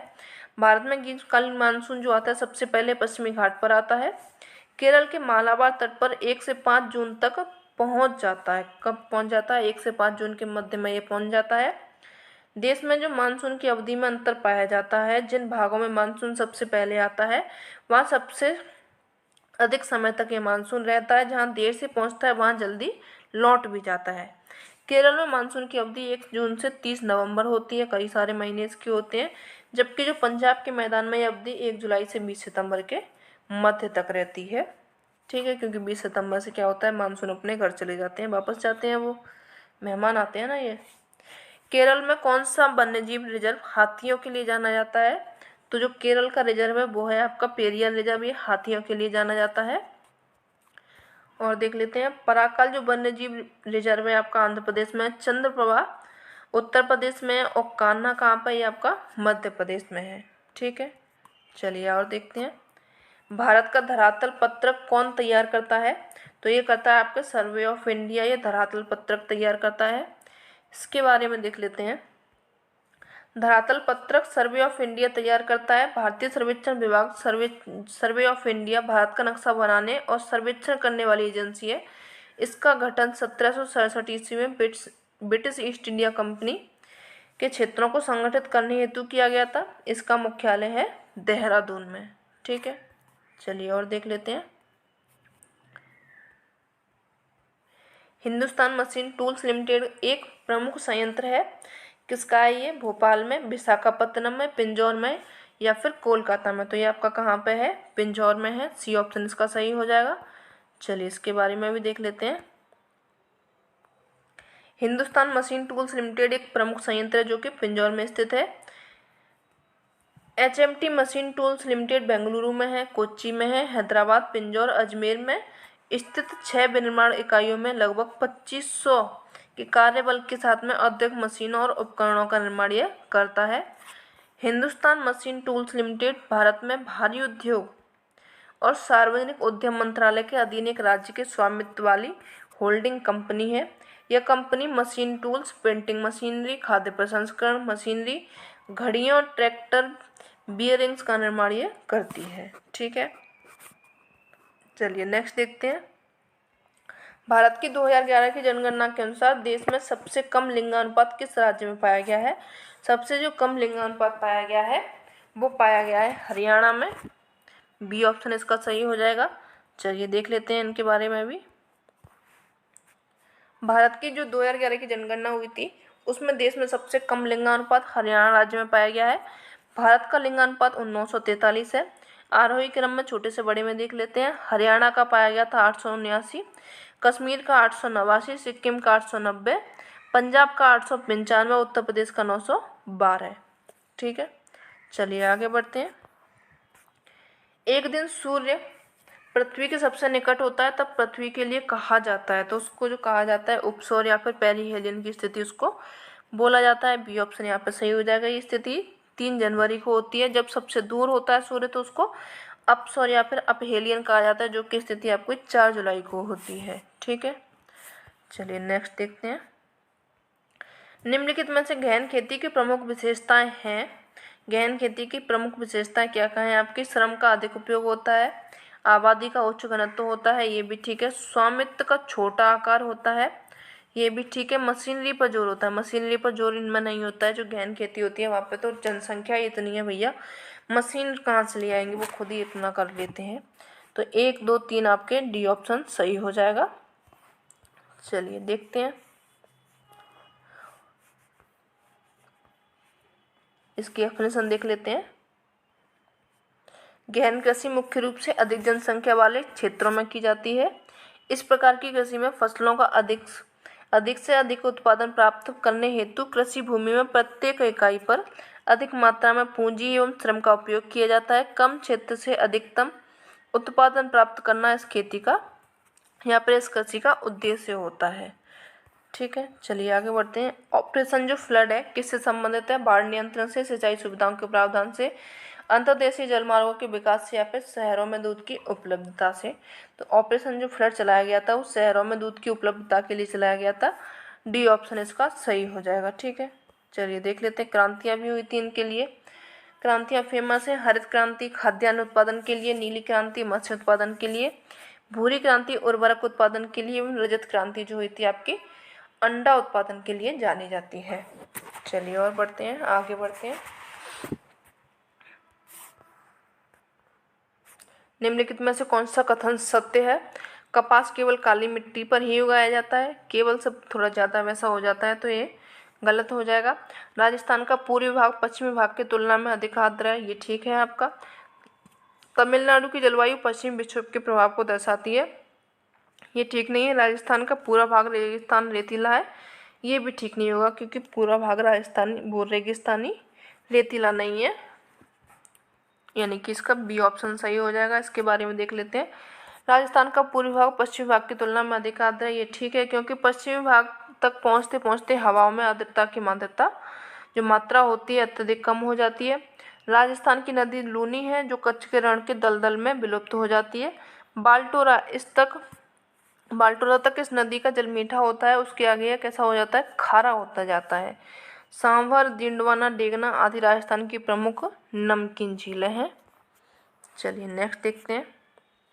तेल उत्पादन के लिए प्रसिद्ध क्षेत्र की जोड़ी है घाबर एवं मस्जिद सुलेमान, पेशावर, रावलपिंडी, कालगुडली, कुलगाड़ली, रानीगंज एवं झरिया। तो तेल उत्पादन के लिए जो प्रसिद्ध हैं आपकी घाबर और मस्जिद सुलेमान प्रसिद्ध हैं।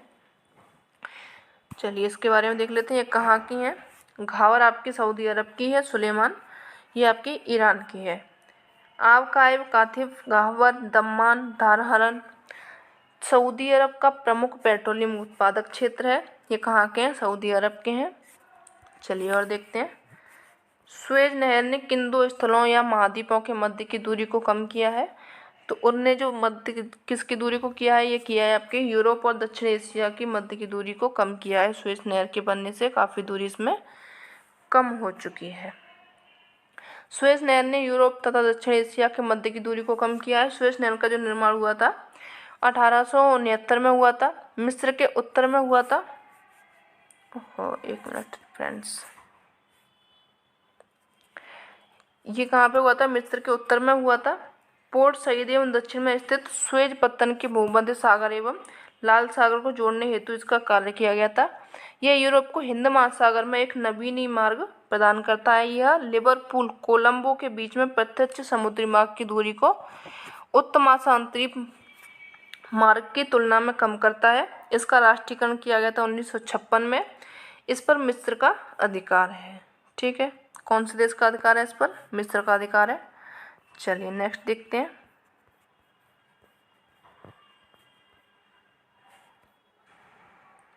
इसमें सही उत्तर ढूंढना है, इसके बारे में भी देख लेते हैं। सफ़ेद द्वार बहुत छोटे सितारे होते हैं, ये ठीक है आपका। सफ़ेद द्वार का घनत्व किसी भी ज्ञात स्थलीय पदार्थ से अधिक होता है, ये भी ठीक है। उनका घनत्व पानी के 10 लाख गुना हो सकता है, ये ठीक है आपका। ड्वार्फ के एक चम्मच पदार्थ का भार 10 क्विंटल हो सकता है, यानी कि ये भी ठीक है आपका। 1 2 3 4 सभी सही हो जाएंगे, तो इसका ऑप्शन ए सही हो जाएगा। इस पेपर में तो उन्होंने सभी सही दिए हैं भैया। श्वेत वामन यानी सफ़ेद द्वार की संरचना का पता सर्वप्रथम R.S. फाउवर ने लगाया। यह बहुत छोटे तारे होते हैं। इनका घनत्व किसी भी ज्ञात स्थलीय पदार्थ से अधिक होता है। इसका घनत्व पानी से 10 लाख गुना हो सकता है तथा इसका एक चम्मच पदार्थ का भार 10 क्विंटल हो सकता है। कितना हो सकता है? एक चम्मच जो पदार्थ लेंगे उसका भार जो होता है 10 क्विंटल के समान हो सकता है। चलिए और देखते हैं, निम्नलिखित में से कौन ग्रह सूर्य का सबसे अधिक दूरी पर है? तो वो है आपका वरुण। अरुण के बाद में वरुण आता है, यानी कि नेपच्यून सबसे दूरी का ग्रह माना जाता है। चलिए देख लेते हैं इसके बारे में भी। वरुण ग्रह सूर्य के सबसे अधिक दूरी पर है। वरुण सूर्य से क्रमशः 8वां या सबसे अधिक दूरी पर स्थित ग्रह माना जाता है। इसका द्रव्यमान 17 गुना अधिक है पृथ्वी से। इसकी आंतरिक संरचना अरुण ग्रह से मिलती जुलती है। इसके वायुमंडल में मीथेन गैस पाई जाती है। इसी कारण यह भी अरुण की भांति दूरबीन से देखने पर हरे रंग का दिखाई देता है। कैसा दिखाई देता है? ये हरे रंग का दिखाई देता है। ट्रिट्रॉन इसका सबसे बड़ा उपग्रह है। वरुण का उपग्रह कौन सा हो जाएगा? ट्रिट्रॉन हो जाएगा। चलिए नेक्स्ट देखते हैं। आज का लास्ट क्वेश्चन ये रहेगा, क्योंकि काफ़ी टाइम हो जाता है, फिर आप लोग बोलते हैं कि ज़्यादा लंबा सेशन ना किया कीजिए। ये आपके ग्रह दिए गए हैं, कौन से ग्रह पर कैसा छल्ला पाया जाता है ये देख लेते हैं। हरा ग्रह किसको बोला जाता है? ये बोला जाता है आपके अरुण को। छल्लेदार ग्रह बोला जाता है शनि को, क्योंकि इसमें छल्ला पाया जाता है। लाल ग्रह बोला जाता है मंगल को, और प्रातः संध्या का तारा बोला जाता है इसको शुक्र को। तो यहाँ पे ऑप्शन आपका सही हो जाएगा सी ऑप्शन। बाकी के सभी कैसे हो जाएंगे? गलत हो जाएंगे। ठीक है, तो यहाँ तक आप तक आज का हो गया। 64 क्वेश्चन कंप्लीट कर लिए। कल आपको हम जो भी 100 बाकी क्वेश्चन बचे हुए हैं उनको कंप्लीट करा देंगे। तो कल आपका ये PGT 2016 भी सॉल्व हो जाएगा। उसके बाद में नेक्स्ट देखेंगे। तो सेशन कैसा लगा ज़रूर बताएं। अगर अच्छा लगा हो तो जो सेशन है इसको लाइक कर लें, चैनल को सब्सक्राइब कर लें एंड अपने फ्रेंड्स तक को भी शेयर करें। अगर आपको GS पढ़ना है तो आप मेरा चैनल है कॉम्पिटिटिव क्लासेस से, वो अलग चैनल है, उसमें सभी डिटेल कोर्स है, तो वो भी आप पढ़ सकते हैं। ठीक है, मिलते हैं नेक्स्ट सेशन में, तब तक के लिए धन्यवाद। Hello friends, welcome to my channel study PYQ and this is Satyam Parmar. इसमें हम देख रहे थे ज्योग्राफी से संबंधित PYQ प्लस MCQ, जिसमें PGT के पेपर सॉल्व कर रहे थे। PGT का हमने 2021 का जो पेपर था वो अच्छे से सॉल्व कर लिया। अब इसके बाद में हम सॉल्व कर रहे थे PGT 2016 का पेपर, जिसका कि ये पार्ट 2 है। चलिए इसे शुरू करते हैं। और अगर अभी तक आपने एप्लीकेशन डाउनलोड नहीं किया है तो आप एप्लीकेशन डाउनलोड कर सकते हैं। जो GS by Diwakar sir play store पर आप सर्च करेंगे, वहाँ से आपको मिल जाएगी, जिसमें कि कोर्स एंड बैचेज आसानी से देख सकेंगे आप। चलिए शुरू करते हैं बिना देरी किए हुए।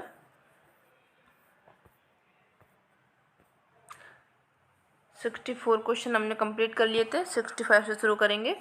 2 पूर्णिमाओं के बीच अंतराल होता है लगभग कितने दिन का होता है? 2 पूर्णिमाओं के बीच में अंतराल जो होता है वो होता है आपका 29.5 दिन का, 29.5 दिन का अंतराल होता है। ठीक है, 2 पूर्णिमाओं के बीच में अंतराल 29.5 दिन का होता है। चंद्र ग्रहण सदैव पूर्णिमा को होता है। जो चंद्र ग्रहण पड़ता है आपका वो कब पड़ता है? पूर्णिमा जिस दिन होती है उस दिन चंद्र ग्रहण आता है, परंतु प्रत्येक पूर्णिमा को नहीं। चंद्र ग्रहण आता है लेकिन क्या होता है कि हर पूर्णिमा को आता है, हर एक पूर्णिमा को नहीं आता, क्योंकि पृथ्वी और चंद्रमा के कक्ष तलों में 5 डिग्री का परस्पर झुकाव पाया जाता है। अतः चंद्रमा पृथ्वी के तल में कभी कभी ही होता है। जो चंद्रमा आता है पृथ्वी के तले में वो कभी कभी आता है, हमेशा नहीं आ पाता। पूर्णिमा की अवस्था को व्युति भी कहा जाता है। जो पूर्णिमा की अवस्था होती है उसको व्युति कहा जाता है। ठीक है, चलिए आगे बढ़ते हैं। मरमरा सागर जोड़ता है। मरमरा सागर किसको जोड़ता है? अजोब के साथ काला सागर को, एजियन सागर के साथ में काला सागर को, या फिर एड्रियाटिक सागर के साथ में भूमध्य सागर को, या फिर बाल्टिक सागर के साथ में उत्तरी सागर को। तो ये जोड़ता है आपका एजियन सागर के साथ में काले सागर को जोड़ता है मरमरा सागर। बी ऑप्शन इसका सही हो जाएगा। एक्सप्लेनेशन देख लेते हैं इसकी। ये जोड़ता है किसको? एजियन सागर के साथ में काला सागर को जोड़ता है। मरमरा सागर के पश्चिम में डार्डेनल्स जलसंधि है जो एजियन सागर तथा मरमरा सागर को जोड़ती है और एशियन टर्की को यूरोपियन टर्की से अलग करती है। ठीक है, अजोब के साथ काला सागर और काला सागर को जो कर्च जलसंधि के माध्यम से जोड़ा जाता है। अजोब के साथ में काला सागर को किसके माध्यम से जोड़ते हैं? कर्च जलसंधि के। ठीक है, चलिए आगे बढ़ते हैं। ये आपके कुछ कूट दिए गए हैं, उनको देख लेते हैं। रूपांतरित चट्टानें कठोर या नरम हो सकती हैं, ये आपका सही ऑप्शन है। रूपांतरित चट्टानों में जीवाश्म नहीं होते हैं, ये ठीक है आपका, ये इसमें भी। रूपांतरित चट्टानों की खनिज संरचना बदल जाती है, तो ये भी आपका ऑप्शन सही दिया गया है कि हाँ उनकी खनिज संरचना बदल जाती है। रूपांतरित चट्टानों में धारियाँ होती हैं, ये भी ठीक है, यानी कि 1, 2, 3, 4 ऑप्शन आपके सभी सही हो जाएंगे, यानी इसका डी ऑप्शन करेक्ट हो जाएगा। ठीक है, डी ऑप्शन इसका सही हो जाएगा। देख लेते हैं इसके बारे में। जब ताप, दाब, रासायनिक क्रियाएं आदि के प्रभाव से आग्नेय एवं परतदार चट्टानों के रूप परिवर्तन हो जाता है, यानी कि उनमें क्या क्या प्रभाव पड़ता है उन पर? अगर ताप बढ़ जाए, उनमें दाब पड़े, जो प्रेशर होता है, रासायनिक क्रियाएं हैं, उनके प्रभाव से जो आग्नेय चट्टानें होती हैं वो क्या परतदार चट्टानों का रूप में, जो आग्नेय चट्टानें एवं परतदार चट्टानें होती हैं उनका रूप परिवर्तन हो जाता है। इसी को बोला जाता है रूपांतरित चट्टानें। तथा रूपांतरित चट्टानों में धारियाँ पाई जाती हैं, ये ठीक है आपका। रूपांतरण के समय चट्टानों का पूर्ण आकार बदल सकता है, ये भी ठीक है। खनिजों का रूप एवं संरचना बदल सकती है, ये भी उसमें दिया गया था। रूपांतरित चट्टानों में जीवाश्म नहीं पाए जाते हैं। ठीक है, चलिए देख लेते हैं। और चट्टानें दी गई हैं, उनके रूपांतरित भाग दिए गए हैं, उनको देख लेते हैं। ग्रेनाइट का रूपांतरण होके बनती है नीस, बेसाल्ट से एम्बीफोलाइट, ग्रेवो से सर्पेंटाइन, बलुआ पत्थर क्वार्टजाइट में बदलता है, चूना पत्थर संगमरमर में, जो सेल होता है वो स्लेट में बदलता है, कोयला ग्रेफाइट में बदलता है, और रूपांतरण का फिर से रूपांतरण जो होता है उसमें स्लेट सिस्ट में बदलता है, और जो सिस्ट होती है फाइलाइट में बदलती है। ठीक है, ये आपका क्वेश्चन इस तरह से पूछे जाते हैं, रूपांतरित भाग चट्टानों के पूछे जाते हैं, तो आप इनको देख लें। चलिए आगे बढ़ते हैं।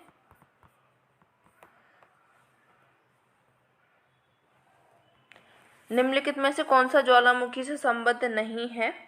कौन है जो संबंध नहीं है ज्वालामुखी से? क्रेटर, कॉल्डेरा, अर्ग, प्यूमिस। जिसका सही हो जाएगा आपका अर्ग। ये किससे? ज्वालामुखी से संबंधित नहीं है, बाकी के सभी किससे हैं? ज्वालामुखी से संबंधित हैं। चलिए इसके बारे में देख लेते हैं। रेगिस्तान की स्थलाकृति सामान्यतः वायु के प्रचंड प्रवाह के फलस्वरूप निर्मित होती हैं।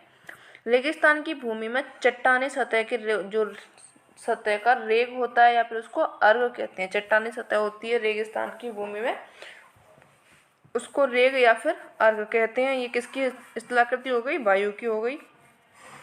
विश्व का सर्वाधिक विस्तृत अर्ग अरब का रूअल, क्या ये रूब अल खाली है, जिसका क्षेत्रफल है 5,60,000 वर्ग किलोमीटर है। सबसे बड़ा अर्ग पूछा जाए तो ये हो जाएगा आपका अरब का रूब अल खाली। ठीक है, क्रेटर, कॉल्डेरा, प्यूमिस ज्वालामुखी से संबंधित है। ज्वालामुखी से निकले कुछ जो शिलाखंड हैं काफ़ी हल्के होते हैं एवं छिद्रदार होते हैं। ये जो लावा की झाग से बने होते हैं इनको बोला जाता है प्यूमिस। ठीक है, चलिए नेक्स्ट देखते हैं। अल्लाह बांध का निर्माण हुआ था किससे हुआ है ये? तो इसका निर्माण हुआ है आपका भूकंप से। अल्लाह बांध का निर्माण भूकंप के द्वारा हुआ है। यह भूकंप 1819 में गुजरात क्षेत्र में आया था, जिसके कारण क्या बन गया आपका? अल्लाह बांध बन गया। चलिए नेक्स्ट देखते हैं। इनसेल वर्ग शब्द जुड़ा हुआ है ग्लेशियर से, बहते हुए पानी से, भूमिगत पानी से या फिर पवन संबंधी कार्यों से। जो इनसेल वर्ग बनते हैं आपके पवन के संबंधी कार्यों से बनते हैं। डी ऑप्शन इसका सही हो जाएगा। इनसेल वर्ग मरुस्थलीय भाग में कठोर चट्टान की सामान्य सतह से ऊंचे उठे हुए टीले समतल मरुस्थल में दीप जैसे दिखाई देते हैं। इसमें क्या है? छोटे छोटे से टीले दिखाई देते हैं इनसेल वर्ग। मरुस्थलों में कोमल चट्टानें आसानी से कट जाती हैं तथा कठोर चट्टानों के अवशेष भाग ऊंचे ऊंचे टीलों के रूप में रह जाते हैं, जिनको बोला जाता है क्या? इनसेल वर्ग। जो मुलायम चट्टानें होती हैं वो तो क्या होती हैं? अपरदित हो जाती हैं, लेकिन जो कठोर चट्टानें होती हैं वो रह जाती हैं, और जो रह जाती हैं उनके बन जाते हैं छोटे छोटे टीले, या फिर उनको छोटे छोटे से पर्वत बोल दो, जिसमें मोनाडॉक बोला था नदी वाली स्थलाकृति में, तो इसमें इसको बोल दिया गया इनसेल वर्ग। ठीक है। चलिए, निम्नलिखित नदियों में से कौन सी नदी ज्वार नदमुख बनाती है? जो ज्वार नदमुख बनाती है वो है आपकी ताप्ती नदी, ज्वार नदमुख या फिर एस्चुरी। डी ऑप्शन इसका सही हो जाएगा। चलिए देख लेते हैं। ताप्ती नदी ज्वारमुख बनाती है। तापी नदी मध्य प्रदेश के बैतूल पठारी क्षेत्र के मुल्ताई नामक स्थान की सतपुड़ा श्रेणी से निकलने के पश्चात में यह मध्य प्रदेश, महाराष्ट्र, गुजरात से होकर के प्रवाहित होते हुए सूरत के समीप ज्वार नदमुख का निर्माण करते हुए अरब सागर के खंबात की खाड़ी में गिरती है। किस में गिरती है? खंबात की खाड़ी में चली जाती है।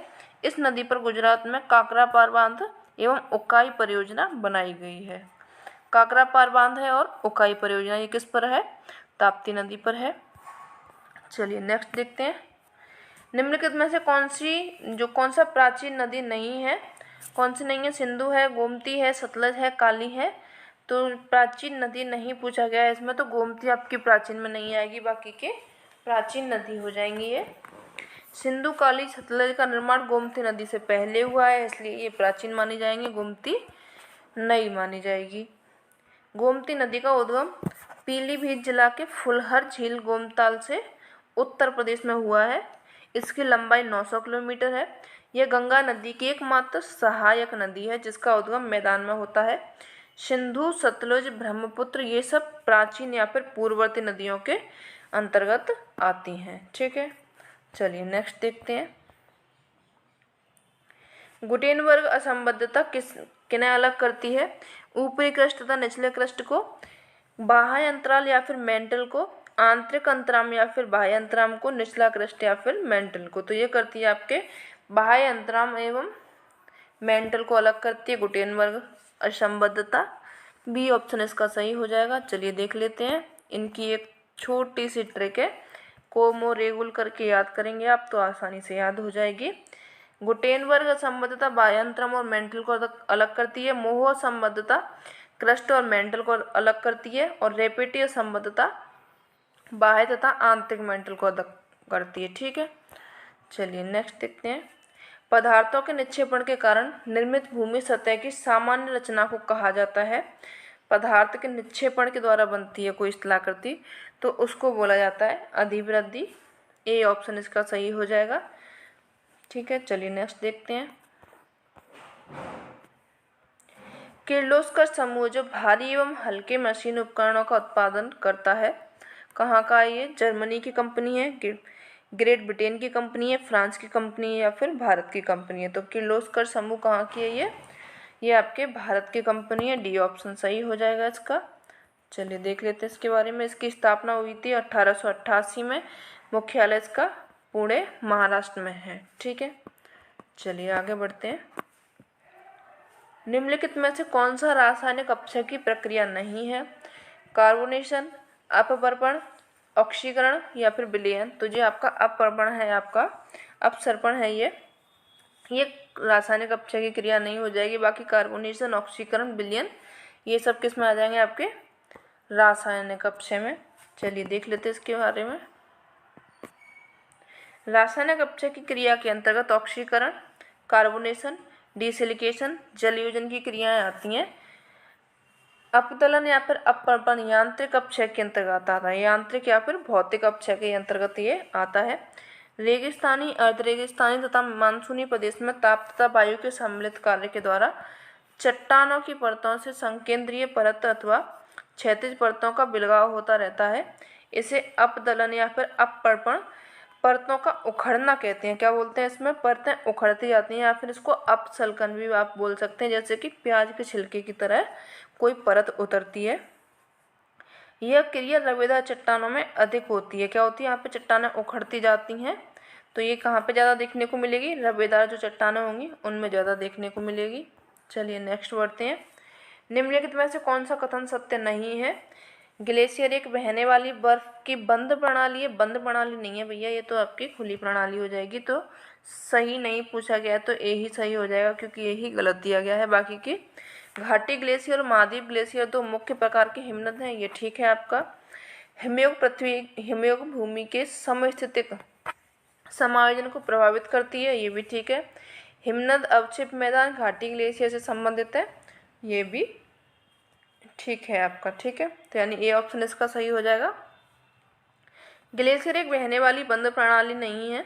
घाटी ग्लेशियर और महाद्वीप ग्लेशियर दो प्रकार के हिमनद हैं। हिमनद अपक्षेप मैदान घाटी ग्लेशियर से संबंधित है एवं हिमयुग भूमि के समस्थितिक समायोजन को प्रभावित करती है। चलिए नेक्स्ट देखते हैं। अरोरा बोरियोलिस होता है, ये क्या होता है? बहिर्मंडल में, आयन मंडल में, ओजोन मंडल में, या फिर समताप मंडल में। तो बी ऑप्शन इसका सही हो जाएगा। ये कहाँ पे होता है? आयन मंडल में आपको देखने को मिलता है। चलिए देख लेते हैं इसके बारे में भी।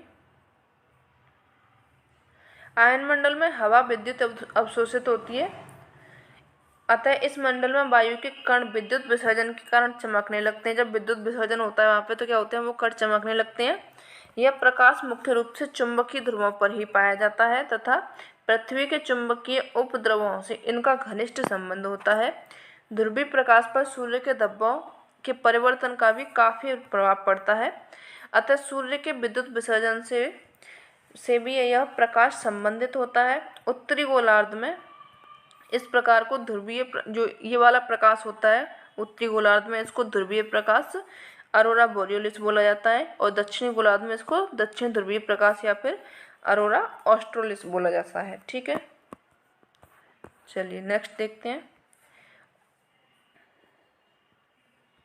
उष्णकटिबंधीय चक्रवात में सबसे तेज पवनें सामान्यतः अंकित की जाती हैं। कहाँ पे की जाती हैं ये? तो ये की जाती हैं आपके सम्मुख दाहिने व्रत चतुर्थांश में। ए ऑप्शन इसका सही हो जाएगा। क्षीण चक्रवातों की सामान्य गति 32 किलोमीटर प्रति घंटा से अधिक होती है। जो सुपर चक्रवात आते हैं उनकी 200 किलोमीटर प्रति घंटा होती है। अधिक टोर्नेडो की जो गति होती है 800 किलोमीटर प्रति घंटा होती है, जबकि हरिकेन की गति होती है जो 120 किलोमीटर प्रति घंटा से अधिक होती है। ठीक है, ये इनकी गति दी गई है चक्रवातों की। चलिए नेक्स्ट देखते हैं। निम्न सतहों में किसकी एल्बिडो दर सतह की प्रतिबिंबित गुणवत्ता सबसे अधिक है? झील की, बर्फ की चादर की, चावल के खेत की, या फिर गेहूं के खेत की? तो सबसे जो अधिक होती है एल्बिडो वो होती है बर्फ की चादर की। ये क्या करती है? सूर्य से जो किरणें आती हैं या फिर सूर्य तप जो आता है उसको वापस भेजने में ज़्यादा कारगर होता है, क्योंकि ये ठोस होता है। बर्फ की चादर की एल्बिडो सतह को प्रतिबिंबित गुणवत्ता सबसे अधिक होती है। हिमाच्छादित सतह से सौर्यिक विकिरण के अधिक मात्रा में परावर्तन हो जाने से कम ऊष्मा प्राप्त होती है, जिसमें क्या है? तापमान कम हो जाता है। हिमावरण का 70 से 90%, घास वाले भाग 14 से 37%, ये इनके परसेंटेज दिए गए हैं। हिमावरण कितना करती है? परावर्तित 70 से 90% के बीच में। घास वाले मैदान 14 से 37 के बीच में। जल, जिसमें जल होता है वो कितना करते हैं? 3 से 5% के बीच में। काली मिट्टी 8 से 14% के बीच में। और जो कोणधारी वन होते हैं वो 10% का एल्बिडो होता है इनका, जो कि सूर्यातप को प्रतिबिंबित कर देती हैं या फिर परावर्तन इनका कर देती हैं। चलिए नेक्स्ट देखते हैं। निम्नलिखित में से कौन सा कथन सत्य नहीं दिया गया है? उत्तरी गोलार्ध की तुलना में दक्षिण गोलार्ध में अधिक वर्षा अंकित की गई है, ये ठीक है। अधिकतम वर्षा भूमध्य रेखा के समीप लगभग 10 से 20 डिग्री चैनल जो चौड़ाई वाले क्षेत्रों में होती है, ये ठीक है। उत्तर और दक्षिण में 20 डिग्री से 30 डिग्री के मध्य में कम वर्षा अंकित की गई है, ये भी ठीक है। अक्षांश 0 डिग्री से 10 डिग्री अक्षांश तथा 0 डिग्री से 10 डिग्री उत्तर की अपेक्षा अधिक वर्षा होती है, ये गलत है आपका, डी ऑप्शन गलत हो जाएगा, बाकी के तीनों सही हो जाएंगे। चलिए देख लेते हैं इसकी एक्सप्लेनेशन। अक्षांश दिया गया 0 डिग्री से 10 डिग्री दक्षिण एवं 0 डिग्री से 10 डिग्री उत्तर की अपेक्षा वर्षा अधिक होती है। यह कथन सत्य नहीं है। उत्तरी गोलार्ध की तुलना में दक्षिणी गोलार्ध में अधिक वर्षा अंकित की गई है। अधिकतम वर्षा भूमध्य रेखा के समीप होती है, 10 से 20 डिग्री चौड़ाई वाले क्षेत्रों में होती है। ये देखो यहाँ पे यही वाला ऑप्शन दिया गया है और यहाँ पे दिया गया है। अगर इसको कंपेयर करेंगे तो ये सही रहेगा कि नहीं। तथा उत्तर और दक्षिण में 20 डिग्री से 30 डिग्री के मध्य कम वर्षा अंकित की गई है, क्योंकि पृथ्वी का अपने अक्ष पर झुकाव के कारण में अंतरा उष्णकटिबंधीय अवसरण साल भर प्राय भूमध्य रेखा के उत्तर में ही रहता है, इसलिए क्या होती है वहाँ पे वर्षा कम होती है। चलिए नेक्स्ट देखते हैं। उष्णकटिबंधीय चक्रवातों के बारे में निम्नलिखित में से कौन सा कथन सत्य नहीं है। इसमें उष्णकटिबंधीय चक्रवात मूसलाधार वर्षा करते हैं, ये ठीक है आपका। उन्हें फिलीपींस में टाइफून के नाम से जाना जाता है, ये गलत हो जाएगा। वे 8 डिग्री उत्तरी तथा दक्षिणी अक्षांश में उद्गमित होते हैं। वे दक्षिणी अटलांटिक महासागर में नहीं पाए जाते, ये भी ठीक हो जाएगा। तो बी ऑप्शन यहाँ पे गलत हो जाएगा। चलिए देख लेते हैं। उष्णकटिबंधीय चक्रवात को फिलीपींस में बेजियो के नाम से जाना जाता है, ना कि टाइफून के नाम से। चीन में इसे टाइफून, जापान में इसको टैफू, बंगाल की खाड़ी में गर्त या फिर चक्रवात, अरब सागर में इसको चक्रवात, कैरेबियन सागर में हरिकेन, ऑस्ट्रेलिया में बिलीबिली नामों से जाना जाता है। चलिए नेक्स्ट देखते हैं। तमिलनाडु के पूर्वी तट में अधिक वर्षा होती है। अधिक वर्षा कहाँ पे होती है आपकी? दक्षिण पश्चिमी मानसून द्वारा, पश्चिमी विक्षोभ के द्वारा, पछुआ पवनों के द्वारा या फिर उत्तर पूर्वी मानसून द्वारा। तो जो तमिलनाडु के तट पर वर्षा होती है वो ज़्यादातर उत्तर पूर्वी मानसून के द्वारा वर्षा वहाँ पे देखने को मिलती है। अभी नवंबर में होने वाली है, अक्टूबर नवंबर में। तमिलनाडु के पूर्वी तट में अधिक वर्षा उत्तर पूर्वी मानसून द्वारा होती है। पश्चिमी विक्षोभ द्वारा उत्तर पश्चिम भारत में शीत ऋतु में वर्षा होती है। जो पश्चिमी विक्षोभ आता है वो कहाँ पे वर्षा करता है? उत्तर पश्चिम भारत में वर्षा करता है। भारत के पश्चिमी विक्षोभ से 3%, मानसून पर 10%, मानसून के समय 74% एवं प्रत्यावर्तक जो मानसून के समय में है 13% वर्षा प्राप्त होती है। यह कहाँ का रेशियो दिया गया है आपका? भारत का दिया गया है। चलिए नेक्स्ट देखते हैं। फ्रेंड्स, अगर आपको सभी सेशन डिटेल में चाहिए हो, चाहे वो हिस्ट्री का हो, ज्योग्राफी का हो, पॉलिटी का हो या फिर अन्य कोई भी हिंदी वगैरह हो, तो उसके लिए अलग से चैनल बनाया गया है। कॉम्पिटिटिव क्लासेस मेरे नाम से ही सर्च करेंगे आप, सत्यम परमार के नाम से, तो वो आपको मिल जाएगा, जिसमें डिटेल में आपको टेट सीटेट सभी तैयारियां कराई जाएंगी, जिसमें कि एनसीईआरटीज़ के भी पार्ट में सॉल्व करा रही हूँ। ठीक है, नेक्स्ट क्वेश्चन देख लेते हैं। विस्तृत महाद्वीपीय मग्न तट पाया जाता है, कहाँ पे पाया जाता है? ये आपका आर्कटिक महासागर में, ये ऑप्शन इसका सही हो जाएगा। चलिए देख लेते हैं इसके बारे में।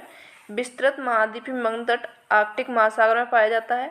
आर्कटिक महासागर में विश्व की सर्वाधिक चौड़ी महाद्वीपीय मग्न तट स्थित है। आर्कटिक महासागर में 160 से 480 किलोमीटर चौड़े मग्न तट मिलते हैं। सबसे अधिक चौड़ा जो मग्न तट है साइबेरिया के किनारे के साथ साथ उत्तरी ध्रुव सागर में पाया जाता है। भारत के पूर्वी तट पर मग्न तट की औसत चौड़ाई 50 किलोमीटर होती है। कितनी होती है? 50 किलोमीटर है।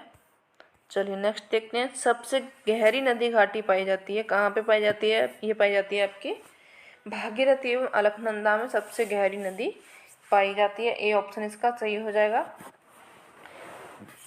भागीरथी तथा अलकनंदा के संगम पर देवप्रयाग बना हुआ है, जहाँ से नदियाँ संयुक्त रूप से गंगा नाम से प्रवाहित होती हैं। जो गंगा कहाँ से बनी है आपकी? देवप्रयाग से चलती है, वहाँ से नाम इसका पड़ जाता है गंगा।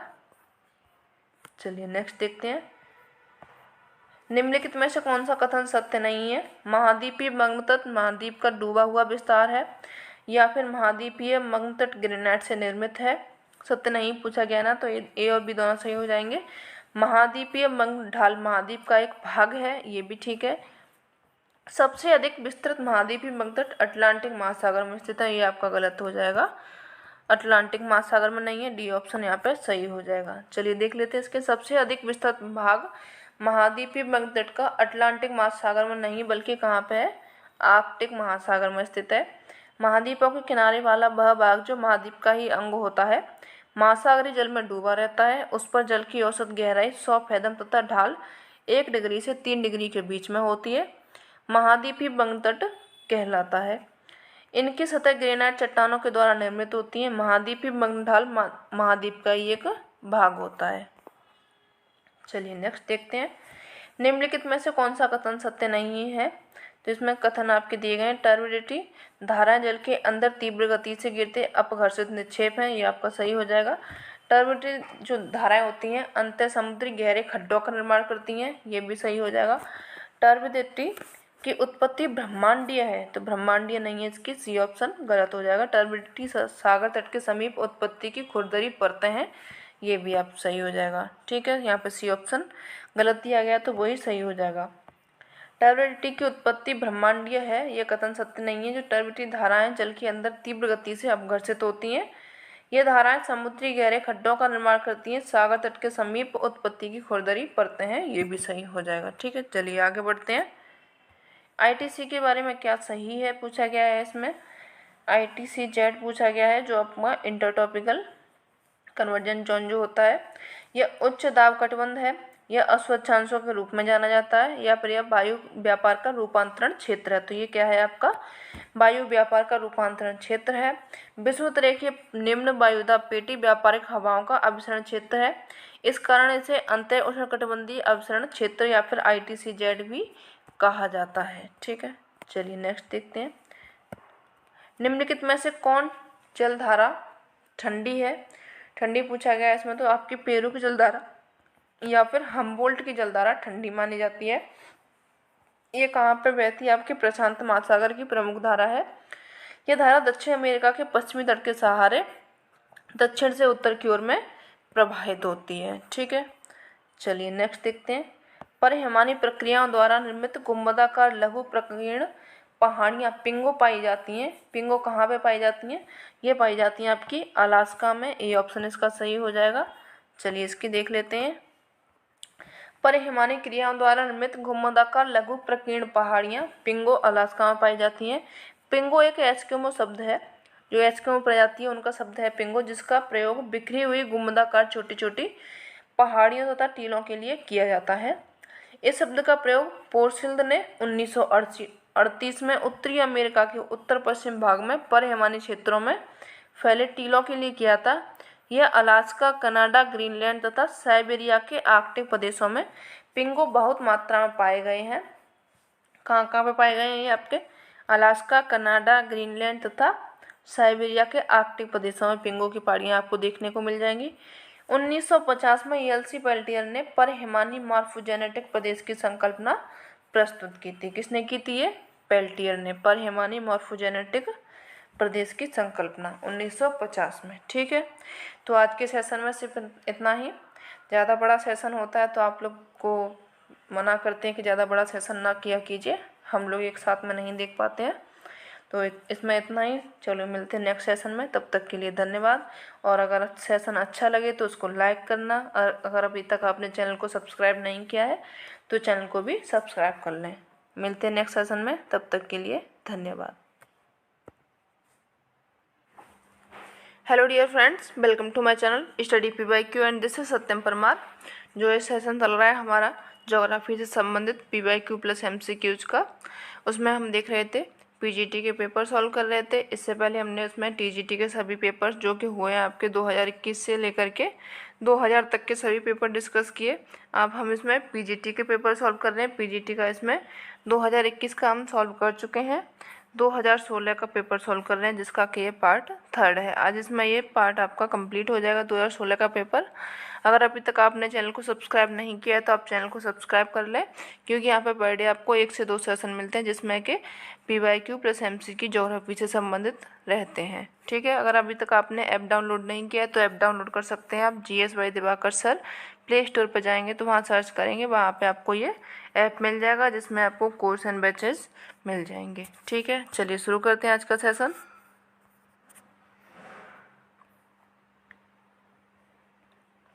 निम्नलिखित में से किस कोयले के उपयोग मुख्य रूप से लो एश को पिघलाने के लिए किया जाता है। कौन सा कोयला है वो आपका एंथ्रासाइड है, बिटुमिनस है, लिग्नाइट है या फिर पीट है। तो जो बिटुमिनस कोयला है उसका जो प्रयोग किया जाता है लोहे को पिघलाने के लिए, इसका प्रयोग किया जाता है। बिटुमिनस कोयले का प्रयोग मुख्य रूप से लौह अयस्क को पिघलाने के लिए किया जाता है, इसलिए बिटुमिनस कोयले को औद्योगिक कोयला के नाम से भी इसको जाना जाता है। गोंडवाना काल का कोयला बिटुमिनस प्रकार का है। भारत में सर्वाधिक बिटुमिनस प्रकार का कोयला पाया जाता है। जो भारत में सबसे ज़्यादा कोयला पाया जाता है वो पाया जाता है कौन सा? बिटुमिनस प्रकार का कोयला पाया जाता है। कोयला का निर्माण अवसादी सेलों के मध्य में पाया जाता है। किस में पाया जाता है कोयला? अवसादी सेलों में पाया जाता है। ठीक है, चलिए नेक्स्ट देखते हैं। निम्नलिखित लौह अयस्क उत्पादों का अवरोही क्रम में व्यवस्थित कीजिए। नीचे दिए गए कोड का उपयोग करके सही उत्तर का चयन कीजिए। चलिए देख लेते हैं। ये आपके लौह अयस्क के क्षेत्र दिए गए हैं, ऑस्ट्रेलिया, ब्राज़ील, चीन, भारत। तो इसमें जो आपका सही हो जाएगा, ये आपका ऑप्शन बाहर कर दिया गया था क्योंकि इसमें उल्टे सीधे दिए गए थे। चलिए देख लेते हैं। जो ऑस्ट्रेलिया है उसमें जो लोहा पाया जाता है 30.43% पाया जाता है, यानी कि 30 पॉइंट पहले पे हो जाएगा आपका ऑस्ट्रेलिया, जो कि दिया ही नहीं गया था। उसके बाद में आपका हो जाएगा चीन। चीन में पाया जाता है 28.01%। चीन के बाद में पहले पे आपका कौन सा हो जाएगा? ऑस्ट्रेलिया। दूसरे पर चीन हो जाएगा। तीसरे पर आपका ब्राज़ील हो जाएगा और चौथे पर हो जाएगा आपका भारत हो जाएगा। इस तरह से कोई भी इसमें कोड नहीं दिया गया था, इसलिए इसको क्या कर दिया था, आयोग ने मूल्यांकन से इसको बाहर कर दिया गया था। और जो आपका ब्राज़ील है, ब्राज़ील में 12.87% लोहा पाया जाता है और भारत में 6.77%। ठीक है, चलिए नेक्स्ट देखते हैं। मुख्य शिकार वाले जानवर हैं कौन कौन से? मछली और समुद्री शेर है, रेंडियर एवं बिहेल है, मछलियन कैरिबू है, कैरिबियन कस्तूरी, लोमड़ी। जो शिकार करते हैं वो हो जाएंगे आपके मछली एंड कैरिबू हो जाएंगे। सी ऑप्शन यहाँ पे सही हो जाएगा। ठीक है, चलिए आगे बढ़ते हैं। इस वाले जो पेपर हुआ था ना आपका, इसमें कई सारे क्वेश्चन आयोग ने बाहर किए हुए हैं, कम से कम 4 से 5 क्वेश्चन और ज़्यादा ही किए हुए हैं। जो सबसे छोटा शहर इनमें दिया गया है वो है आपका मनीला। मनीला हो जाएगा। मनीला राजधानी है फिलीपींस की। जकार्ता जो राजधानी है आपके इंडोनेशिया की राजधानी जकार्ता है एवं कुआलालंपुर है आपकी राजधानी मलेशिया की है। और ओसाका जो है जापान का प्रमुख सूती वस्त्र उत्पादक शहर है। ये सभी क्या है, या तो जाने माने नाम दिए गए हैं, कोई ऐसे ही नहीं दिया गया। चलिए आगे देखते हैं। इसको भी बाहर ही किया हुआ था। इनमें से कौन सा ठंडा रेगिस्तान नहीं है? दस्तेलूट, लद्दाख, गोबी, काराकुम। तो जो आपका दस्तेलूट है ये ठंडा रेगिस्तान नहीं हो जाएगा। ए ऑप्शन यहाँ पे सही हो जाएगा। दस्तेलूट ईरान में अवस्थित उष्णकटिबंधीय मरुस्थल है। गोबी, लद्दाख, काराकुम शीत मरुस्थल है। गोबी मरुस्थल चीन तथा मंगोलिया में अवस्थित है। लद्दाख मरुस्थल आपका जम्मू कश्मीर में अवस्थित है और काराकुम मध्य एशिया में अवस्थित है। ठीक है, ये हो गई आप सभी की क्या जगह के नाम, कहाँ कहाँ पे ये वाले मरुस्थल पाए जाते हैं। चलिए आगे देख लेते हैं। क्षेत्र की जलवायु चरम है, वर्षा कम है, लोग खानाबदोश हैं, चाहे चरवाहे हुआ करते हैं ये लोग। उपरोक्त कथन क्षेत्रों में से किसका अच्छा वर्णन कर रहा है? ये अफ्रीकी सवाना का, मध्य एशियाई स्टेपीज का, उत्तरी अमेरिकी घास के मैदानों का, या फिर ऑस्ट्रेलियाई घास के मैदानों का। तो ये सबसे बेस्ट जो वर्णन कर रहा है, ये कर रहा है मध्य एशियाई स्टेपीज का। बी ऑप्शन यहाँ पे सही हो जाएगा। चलिए देख लेते हैं इसके बारे में भी। क्षेत्र की जलवायु यहाँ पे कैसी होती है? चरम होती है, वर्षा कम होती है और लोग खानाबदोश चरवाहे हुआ करते हैं। इसका वर्णन मध्य एशियाई स्टेपी घास क्षेत्र से है। मध्य अक्षांशीय स्टेपी जलवायु का विस्तार शीतोष्ण घास प्रदेश में पाया जाता है। ये जलवायु मध्य अक्षांशों में महाद्वीप के आंतरिक भागों में पाई जाती है। इसमें विभिन्न औसत जो क्षेत्र हैं, औसत वार्षिक वर्षा होती है यहाँ पे 25 सेंटीमीटर से 75 सेंटीमीटर के बीच में। वार्षिक वर्षा ग्रीष्म काल में होती है। यहाँ के लोग खानाबदोश चरवाहे होते हैं। ठीक है, ये कहाँ के हो गए? आपके मध्य एशियाई क्षेत्र के हो गए। चलिए आगे बढ़ते हैं। निम्नलिखित में से कौन सा युग्म सही नहीं है? कौन सा युग्म सही नहीं पूछा गया है आपका? बटुआ जनजाति कांगो बेसिन में मिलती है, ठीक है। आपका इन्यूट मध्य एशिया में मिलती है, ये ठीक नहीं है। रूबाल जनजाति सऊदी अरब में मिलती है, सेमांग मलेशिया में मिलते हैं। तो ये तीनों आपके सही है। छोड़ के किसको? बी ऑप्शन आपका सुमेलित नहीं हो जाएगा। इन्यूट जो जनजाति है आपकी वो मिलती है ग्रीनलैंड में, कनाडा में, संयुक्त राज्य अमेरिका में एवं रूस के जो उत्तर में बसने वाले जनजाति समूह को नाम दिया गया है, इसमें इन्यूट बोला जाता है उन लोगों को। बाकी सभी कैसे हैं? सही से सुमेलित हैं। ठीक है, चलिए आगे बढ़ते हैं। केम की संरचना होती है। केम किससे बनता है? पंख से, गुलाष्म से, बजरी से, या फिर उपरोक्त में से कोई नहीं। जो केम बनता है वो बनता है आपका बजरी से। सी ऑप्शन यहाँ पे सही हो जाएगा।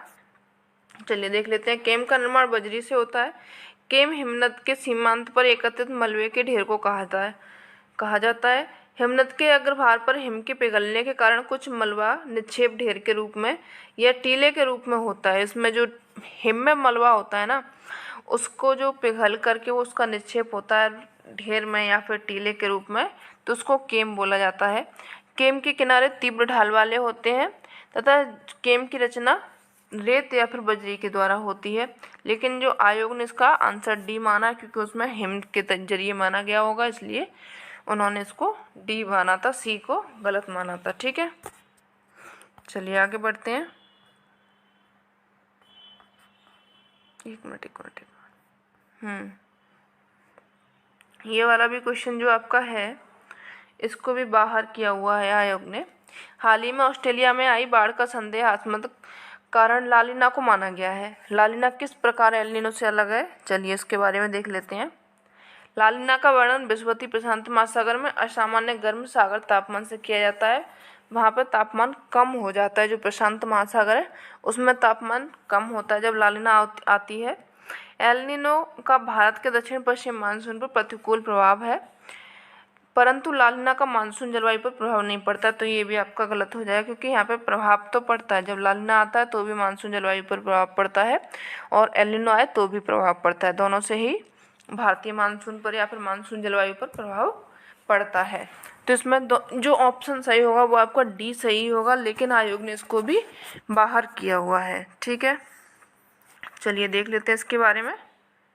लालिना एक प्रतिसागरीय धारा है। इसका आविर्भाव पश्चिमी प्रशांत महासागर में उस समय होता है जब पूर्वी प्रशांत महासागर में एल नीनो का प्रभाव समाप्त हो जाता है। लालिना के कारण प्रशांत महासागर का तापमान कैसा हो जाता है?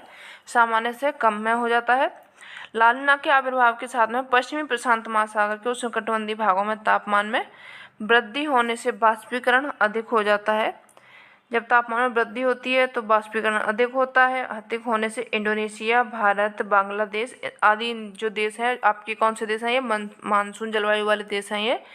इनमें मानसून सक्रिय हो जाता है, जबकि एल नीनो का भारत के दक्षिण पश्चिम मानसून पर प्रतिकूल प्रभाव पड़ता है। ठीक है, चलिए आगे बढ़ते हैं। कोरी क्रीक स्थित है। कोरी क्रीक कहाँ पर स्थित है आपका? ये स्थित है कक्षीय रण में। इसका सी ऑप्शन सही हो जाएगा। कोरी क्रीक कक्षीय रण में अवस्थित है, जो गुजरात राज्य में स्थित है। कोरी क्रीक के उत्तर पश्चिम में लगभग 33 किलोमीटर की दूरी पर स्थित सर क्रीक भारत और पाकिस्तान के मध्य एक विवादित क्षेत्र है। जो कोरी क्रीक है आपका कहाँ पर? उत्तर पश्चिम में लगभग 33 किलोमीटर की दूरी पर स्थित एक सर क्रीक है, जिसमें कि भारत और पाकिस्तान के मध्य में एक विवादित क्षेत्र इसको माना जाता है। ठीक है, चलिए आगे बढ़ते हैं। भारतीय सौर मिशन के बारे में निम्नलिखित कथनों पर विचार कीजिए। चलिए देख लेते हैं। भारत सौर ऊर्जा में तेजी से बढ़ रहा है। ये ठीक है, आपका सौर ऊर्जा अभी भारत में अच्छी खासी देखने को मिल रही है। भारत देश के सभी हिस्सों में सौर ऊर्जा विस्तारित करने की योजना बना रहा है। ये गलत हो जाएगा, क्योंकि सभी हिस्सों में अभी नई योजना बन रही है। दक्षिण और पश्चिम भारत को अधिक धूप और सौर ऊर्जा मिलती है। ये ठीक हो जाएगा आपका, यानी कि 1 और 3 सही हो जाएंगे। सी ऑप्शन यहाँ पे सही हो जाएगा। नेक्स्ट देख लेते हैं इसकी एक्सप्लेनेशन। भारत में सौर ऊर्जा का उपयोग तेजी से बढ़ रहा है।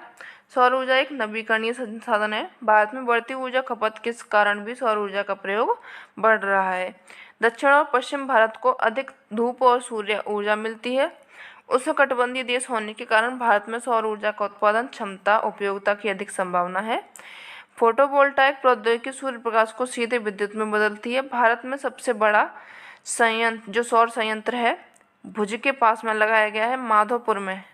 सबसे बड़ा सौर संयंत्र कहाँ पर लगाया गया है? भुज के पास में, माधोपुर में स्थापित किया गया है। खाना बनाने के लिए विश्व की सबसे बड़ी सौर वाष्प प्रणाली राजस्थान में माउंट आबू में स्थापित की गई है। कि किसके लिए की गई है? खाना बनाने के लिए की है। ठीक है, चलिए आगे बढ़ते हैं फ्रेंड्स। अब हम इसके बाद में आपको हो सकेगा तो राजस्थान में जो पेपर होने वाला है, अब आपका एक आरपीएससी की भर्तियाँ आने वाली हैं शायद, उसका भी पेपर सॉल्व कराएंगे। राजस्थान पीजीटी वगैरह का भी आपका होने वाला है, उसका भी पेपर यहाँ पे सॉल्व कराएंगे। ठीक है, चलिए नेक्स्ट देखते हैं। भारतीय मानक रेखा 82.5 निम्नलिखित में से किस राज्य से होकर नहीं गुजरती है? नहीं गुजरती पूछा गया है तो वो हो जाएगा आपका तमिलनाडु। तमिलनाडु से होकर के भारतीय मानक समय रेखा वहाँ से होकर के नहीं गुजरती है। भारत मानक जो ये स्थित कहाँ पे है? ये भारत के लगभग मध्य में स्थित है, प्रयागराज नैनी से ये गुजरती है। ठीक है, चलिए आगे बढ़ते हैं।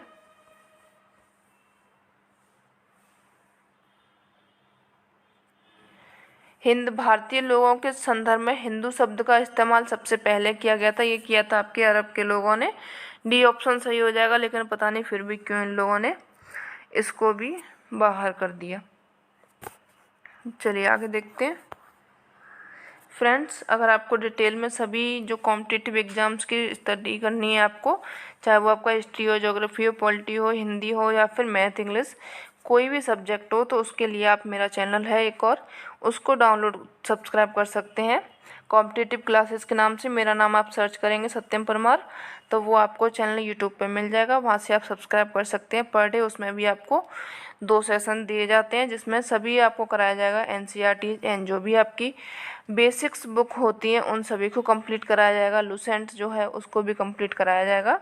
कहीं से भी आपको जीएस से क्वेश्चन बाहर नहीं जाएगा, ये हमारी गारंटी रहेगी उसमें। तो आपने अभी तक वो सब्सक्राइब नहीं किया तो आप उसको भी सब्सक्राइब कर लें। ठीक है, चलिए आगे बढ़ते हैं। निम्नलिखित में से कौन सा अभी तक स्थापित आरक्षित जीव मंडल से संबंधित नहीं है? तो ये आपका ग्रेट निकोबार है, सुंदरबन है, नंदा देवी है या फिर कच्छ की खाड़ी है। तो जो जीव मंडल आरक्षित संबंधित नहीं है वो है आपकी कच्छ की खाड़ी, ये इससे संबंधित नहीं है। भारत में जो टोटल है आरक्षित जीव मंडल क्षेत्र 18 हैं। ठीक है, चलिए नेक्स्ट देखते हैं। निम्नलिखित परिस्थितियों में गेहूं की अच्छी खेती के लिए कौन सा युग्म आवश्यक है?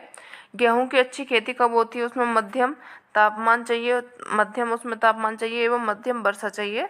तो ये ऑप्शन आपका सही हो जाएगा। वहाँ पे क्या मध्यम ही तापमान चाहिए होता है, मध्यम ही वर्षा चाहिए होती है। चलिए इसके बारे में देख लेते हैं। गेहूं की अच्छी खेती के लिए मध्यम तापमान और मध्यम वर्षा आवश्यक है। गेहूं के लिए बोते समय 10 डिग्री सेंटीग्रेड, बढ़ते समय 15 डिग्री सेंटीग्रेड एवं पकते समय 20 डिग्री सेंटीग्रेड तापमान चाहिए होता है। कितने नखरे हैं देख रहे हैं उसके। बोएंगे तो हमें अलग तापमान चाहिए, बढ़ेंगे तो हमको अलग तापमान चाहिए, पकेंगे तो हमको अलग तापमान चाहिए, तब हम तुमको खाने के लिए मिलेंगे। ये गेहूं की दशाएं बढ़ने के लिए, इसके लिए कम से कम 100 दिन पाला रहित होना चाहिए। गेहूं के लिए 50 से 80 सेंटीमीटर में वर्षा उपयुक्त होती है। ठीक है, चलिए नेक्स्ट बढ़ते हैं। विश्व की लगभग 50% जनसंख्या किस अक्षांश के बीच में केंद्रित है? तो ये आपकी 20 डिग्री नॉर्थ से 40 डिग्री नॉर्थ में आपकी विश्व की 50% जनसंख्या रहती है, क्योंकि इसी क्षेत्र में एशिया, यूरोप और अमेरिका के सर्वाधिक जनसंख्या वाले देश हैं। उनका अधिकांश भाग जो है कहाँ पे? भारत हो जाएगा, चीन हो जाएगा, यूएसए हो जाएगा। ये सभी इनमें क्या है, ज़्यादा से ज़्यादा जनसंख्या पाई जाती है। चलिए आगे बढ़ते हैं। बॉम्बे से कहाँ जाने के लिए सुएज नहर से होकर के नहीं गुजरना पड़ेगा? बॉम्बे से अगर हम कहाँ जाएंगे, सुएज जाएंगे, तो हमें सुएज नहर से होकर के नहीं गुजरना पड़ेगा, क्योंकि सुएज ही इस नहर का प्रारंभिक दक्षिण बिंदु है।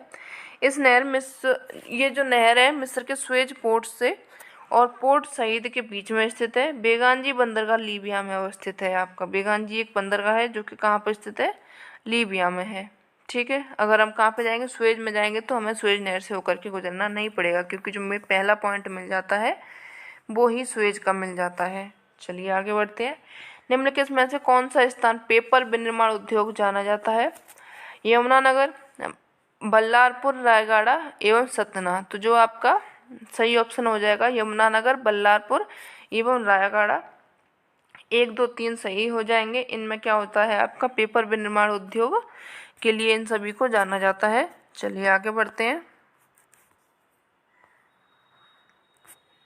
करेवा अच्छी तरह से जाने जाते हैं। करेवा सेब की कृषि के लिए, केले की कृषि के लिए, अंगूर की कृषि के लिए या फिर केसर की कृषि के लिए। तो जो केसर होती है उसकी कृषि करने वाले को करेवा कहा जाता है। करेवा केसर की कृषि के लिए जानी जाती है।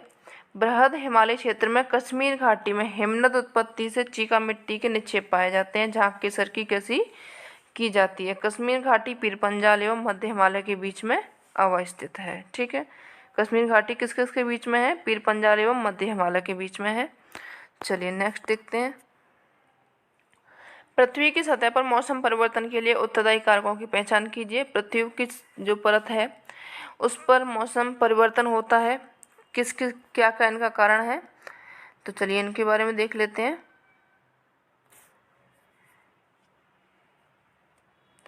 पृथ्वी का घूर्णन होता है, पृथ्वी का परिक्रमण होता है, पृथ्वी का अपनी धुरी पर झुकाव होता है, या फिर सूर्य का घूर्णन होता है। तो इसमें जो आवश्यक दशाएं हो जाएंगी वो हो जाएंगी आपकी 1, 2 और 3 हो जाएंगी।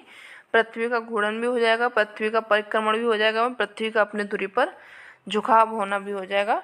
तीनों ही मौसम परिवर्तन के लिए आवश्यक है। 1, 2, 3 इसमें तो कोई ऑप्शन ही नहीं दिया गया, इसमें कोई ऑप्शन नहीं दिया गया है, इसीलिए इसको क्या कर दिया गया है, इसको बाहर कर दिया गया है आयोग ने मूल्यांकन से। तो यानी इसका ऑप्शन जो सही हो जाएगा 1, 2 एंड 3। ठीक है, चलिए नेक्स्ट देखते हैं।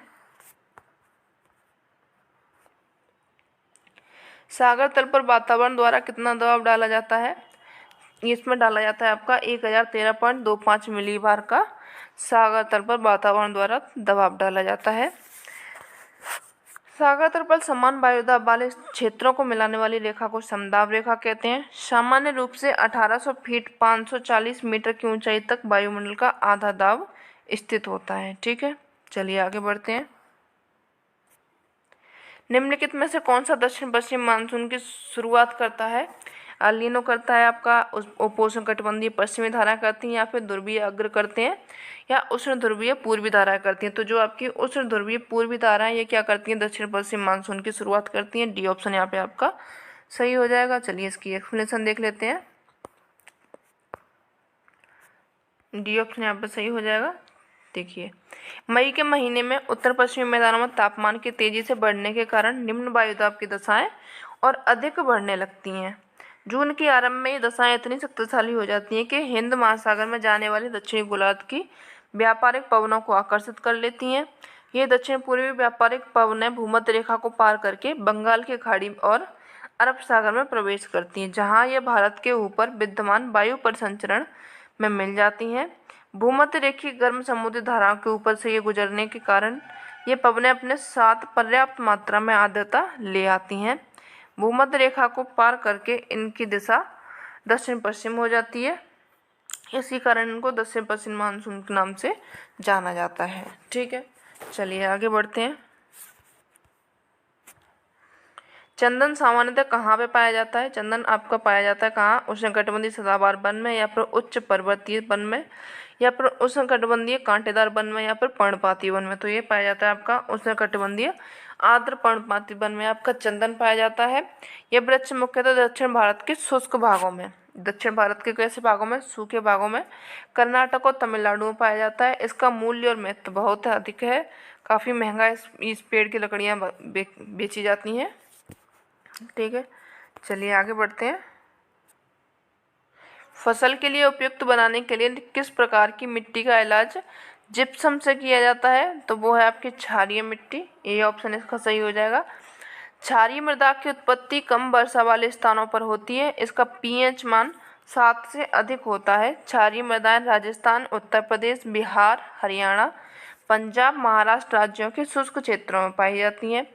इन अनुपजाऊ क्षेत्रों को रेह, कल्लर, ऊसर, रकार, धुर, कर्ल, चौपिन आदि नामों से इनको जाना जाता है।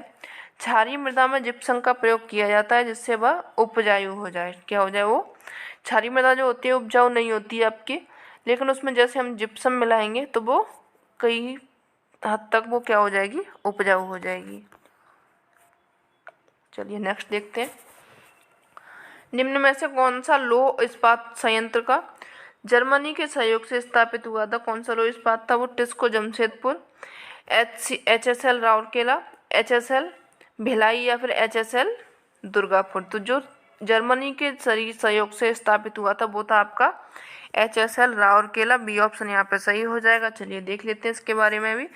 राउरकेला लौह इस्पात संयंत्र जर्मन के सहयोग से स्थापित हुआ था। राउरकेला लौह इस्पात संयंत्र उड़ीसा राज्य में है ये, और संयंत्र को कोयला झरिया से तथा तलचेर की खानों से प्राप्त होता है। चूना पत्थर वीरमित्रपुरम से इसको प्राप्त होता है। ठीक है, चलिए नेक्स्ट देखते हैं। भारत में किस राज्य में सबसे बड़ा सिंचाई क्षेत्र है? पंजाब में है, तमिलनाडु में, उत्तर प्रदेश में या फिर हरियाणा में? उत्तर प्रदेश में सबसे बड़ा सिंचाई क्षेत्र है, यानी सी ऑप्शन इसका सही हो जाएगा। प्रमुख फसल है उत्तर प्रदेश की गेहूं, चावल एवं गन्ना। चलिए नेक्स्ट देखते हैं। कौन सा राज्य थोरियम का सबसे बड़ा उत्पादक है? तो वो हो जाएगा आपका थोरियम का केरल हो जाएगा। ए ऑप्शन यहाँ पे सही हो जाएगा।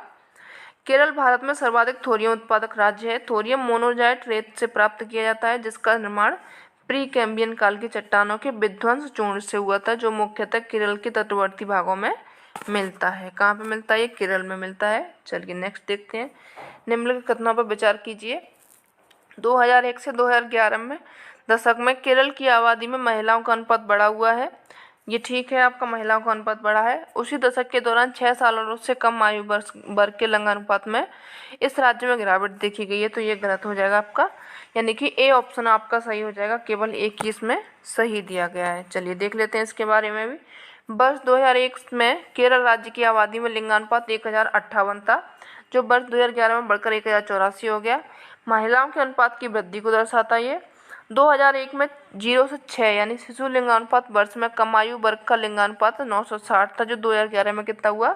964 हो गया, यानी कि वो क्या हुआ? वो भी बढ़ा हुआ था। तो इसलिए कौन सा ऑप्शन सही हो जाएगा? ए सही हो जाएगा। चलिए नेक्स्ट देखते हैं। डुरंड रेखा किन दो देशों को अलग करती है? भारत पाकिस्तान, भारत अफगानिस्तान, भारत चीन एवं चीन और रूस। जो ये करती है आपके भारत और अफगानिस्तान को अलग करती है।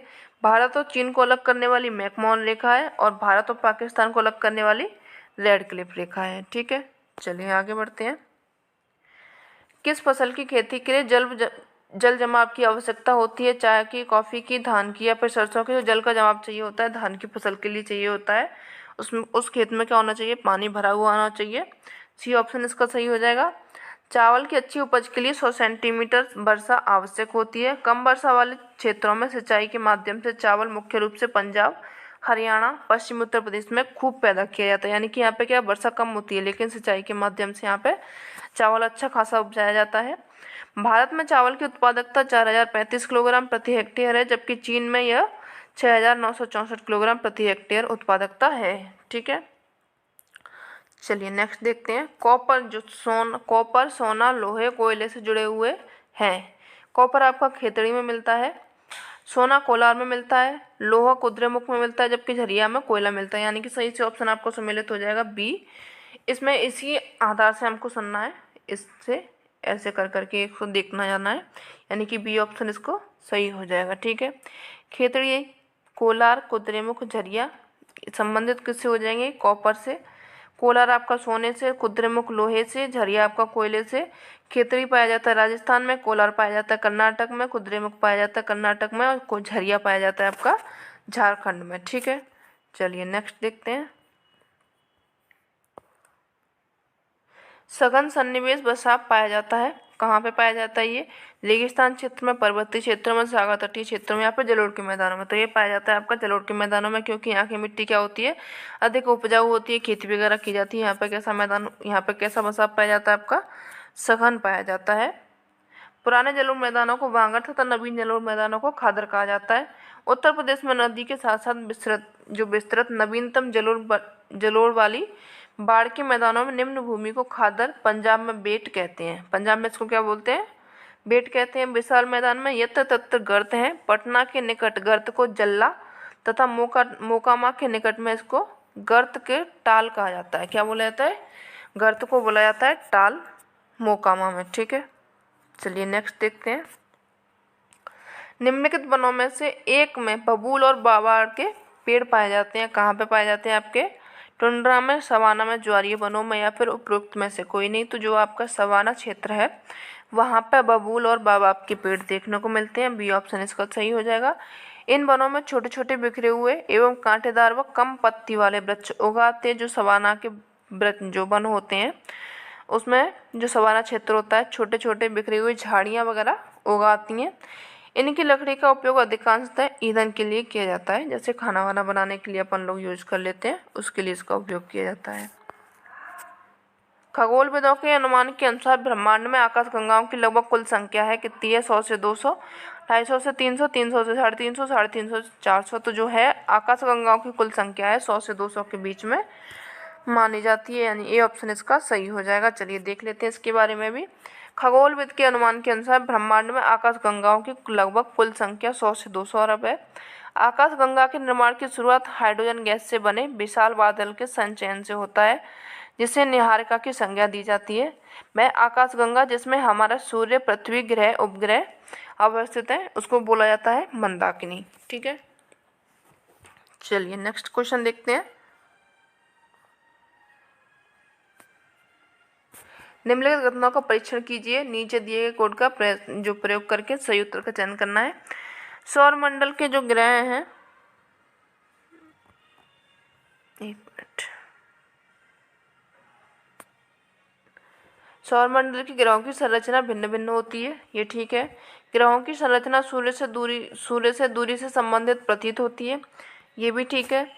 सूर्य के समीप ग्रह चट्टानों और धातुओं से निर्मित थे जो उच्च तापमान पर क्रिस्टलीकृत हो चुके थे, ये भी ठीक है।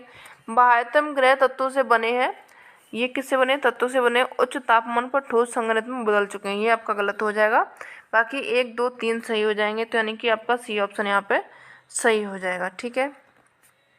सौरमंडल के सभी ग्रह भिन्न भिन्न संरचनाओं, आकार, संगठन करने वाले पदार्थों, तापमान व सूर्य के चारों ओर परिक्रमा अवधि की दृष्टि से भिन्न है। ग्रहों की संरचना सूर्य से संबंधित होती है। सूर्य के कोर में अत्यधिक उच्च तापमान के कारण सूर्य के समीप चट्टानों और धातुओं निर्मित जो थे उच्च ताप पर क्रिस्टलीकृत हो चुके थे। बाह्य जो ग्रह बृहस्पति और शनि गैसों से, जबकि अरुण वरुण बर्फ के विशालकाय गोले हैं। बृहस्पति और शनि किसके हैं? गैस से बने हुए हैं, और अरुण और वरुण कैसे हैं? बर्फ से बने हुए हैं। ठीक है, तो ये हो गया आपका आज का पीजीटी का पेपर कंप्लीट। 2016 में जो पेपर हुआ था पीजीटी का, यूपी पीजीटी का पेपर है ये, इसको कंप्लीट कर लिया। अब नेक्स्ट सेशन में मिलेंगे, हम एक और पेपर लेके आएंगे जो 2016 से पहले हुआ था, उस पेपर को डिस्कस करेंगे।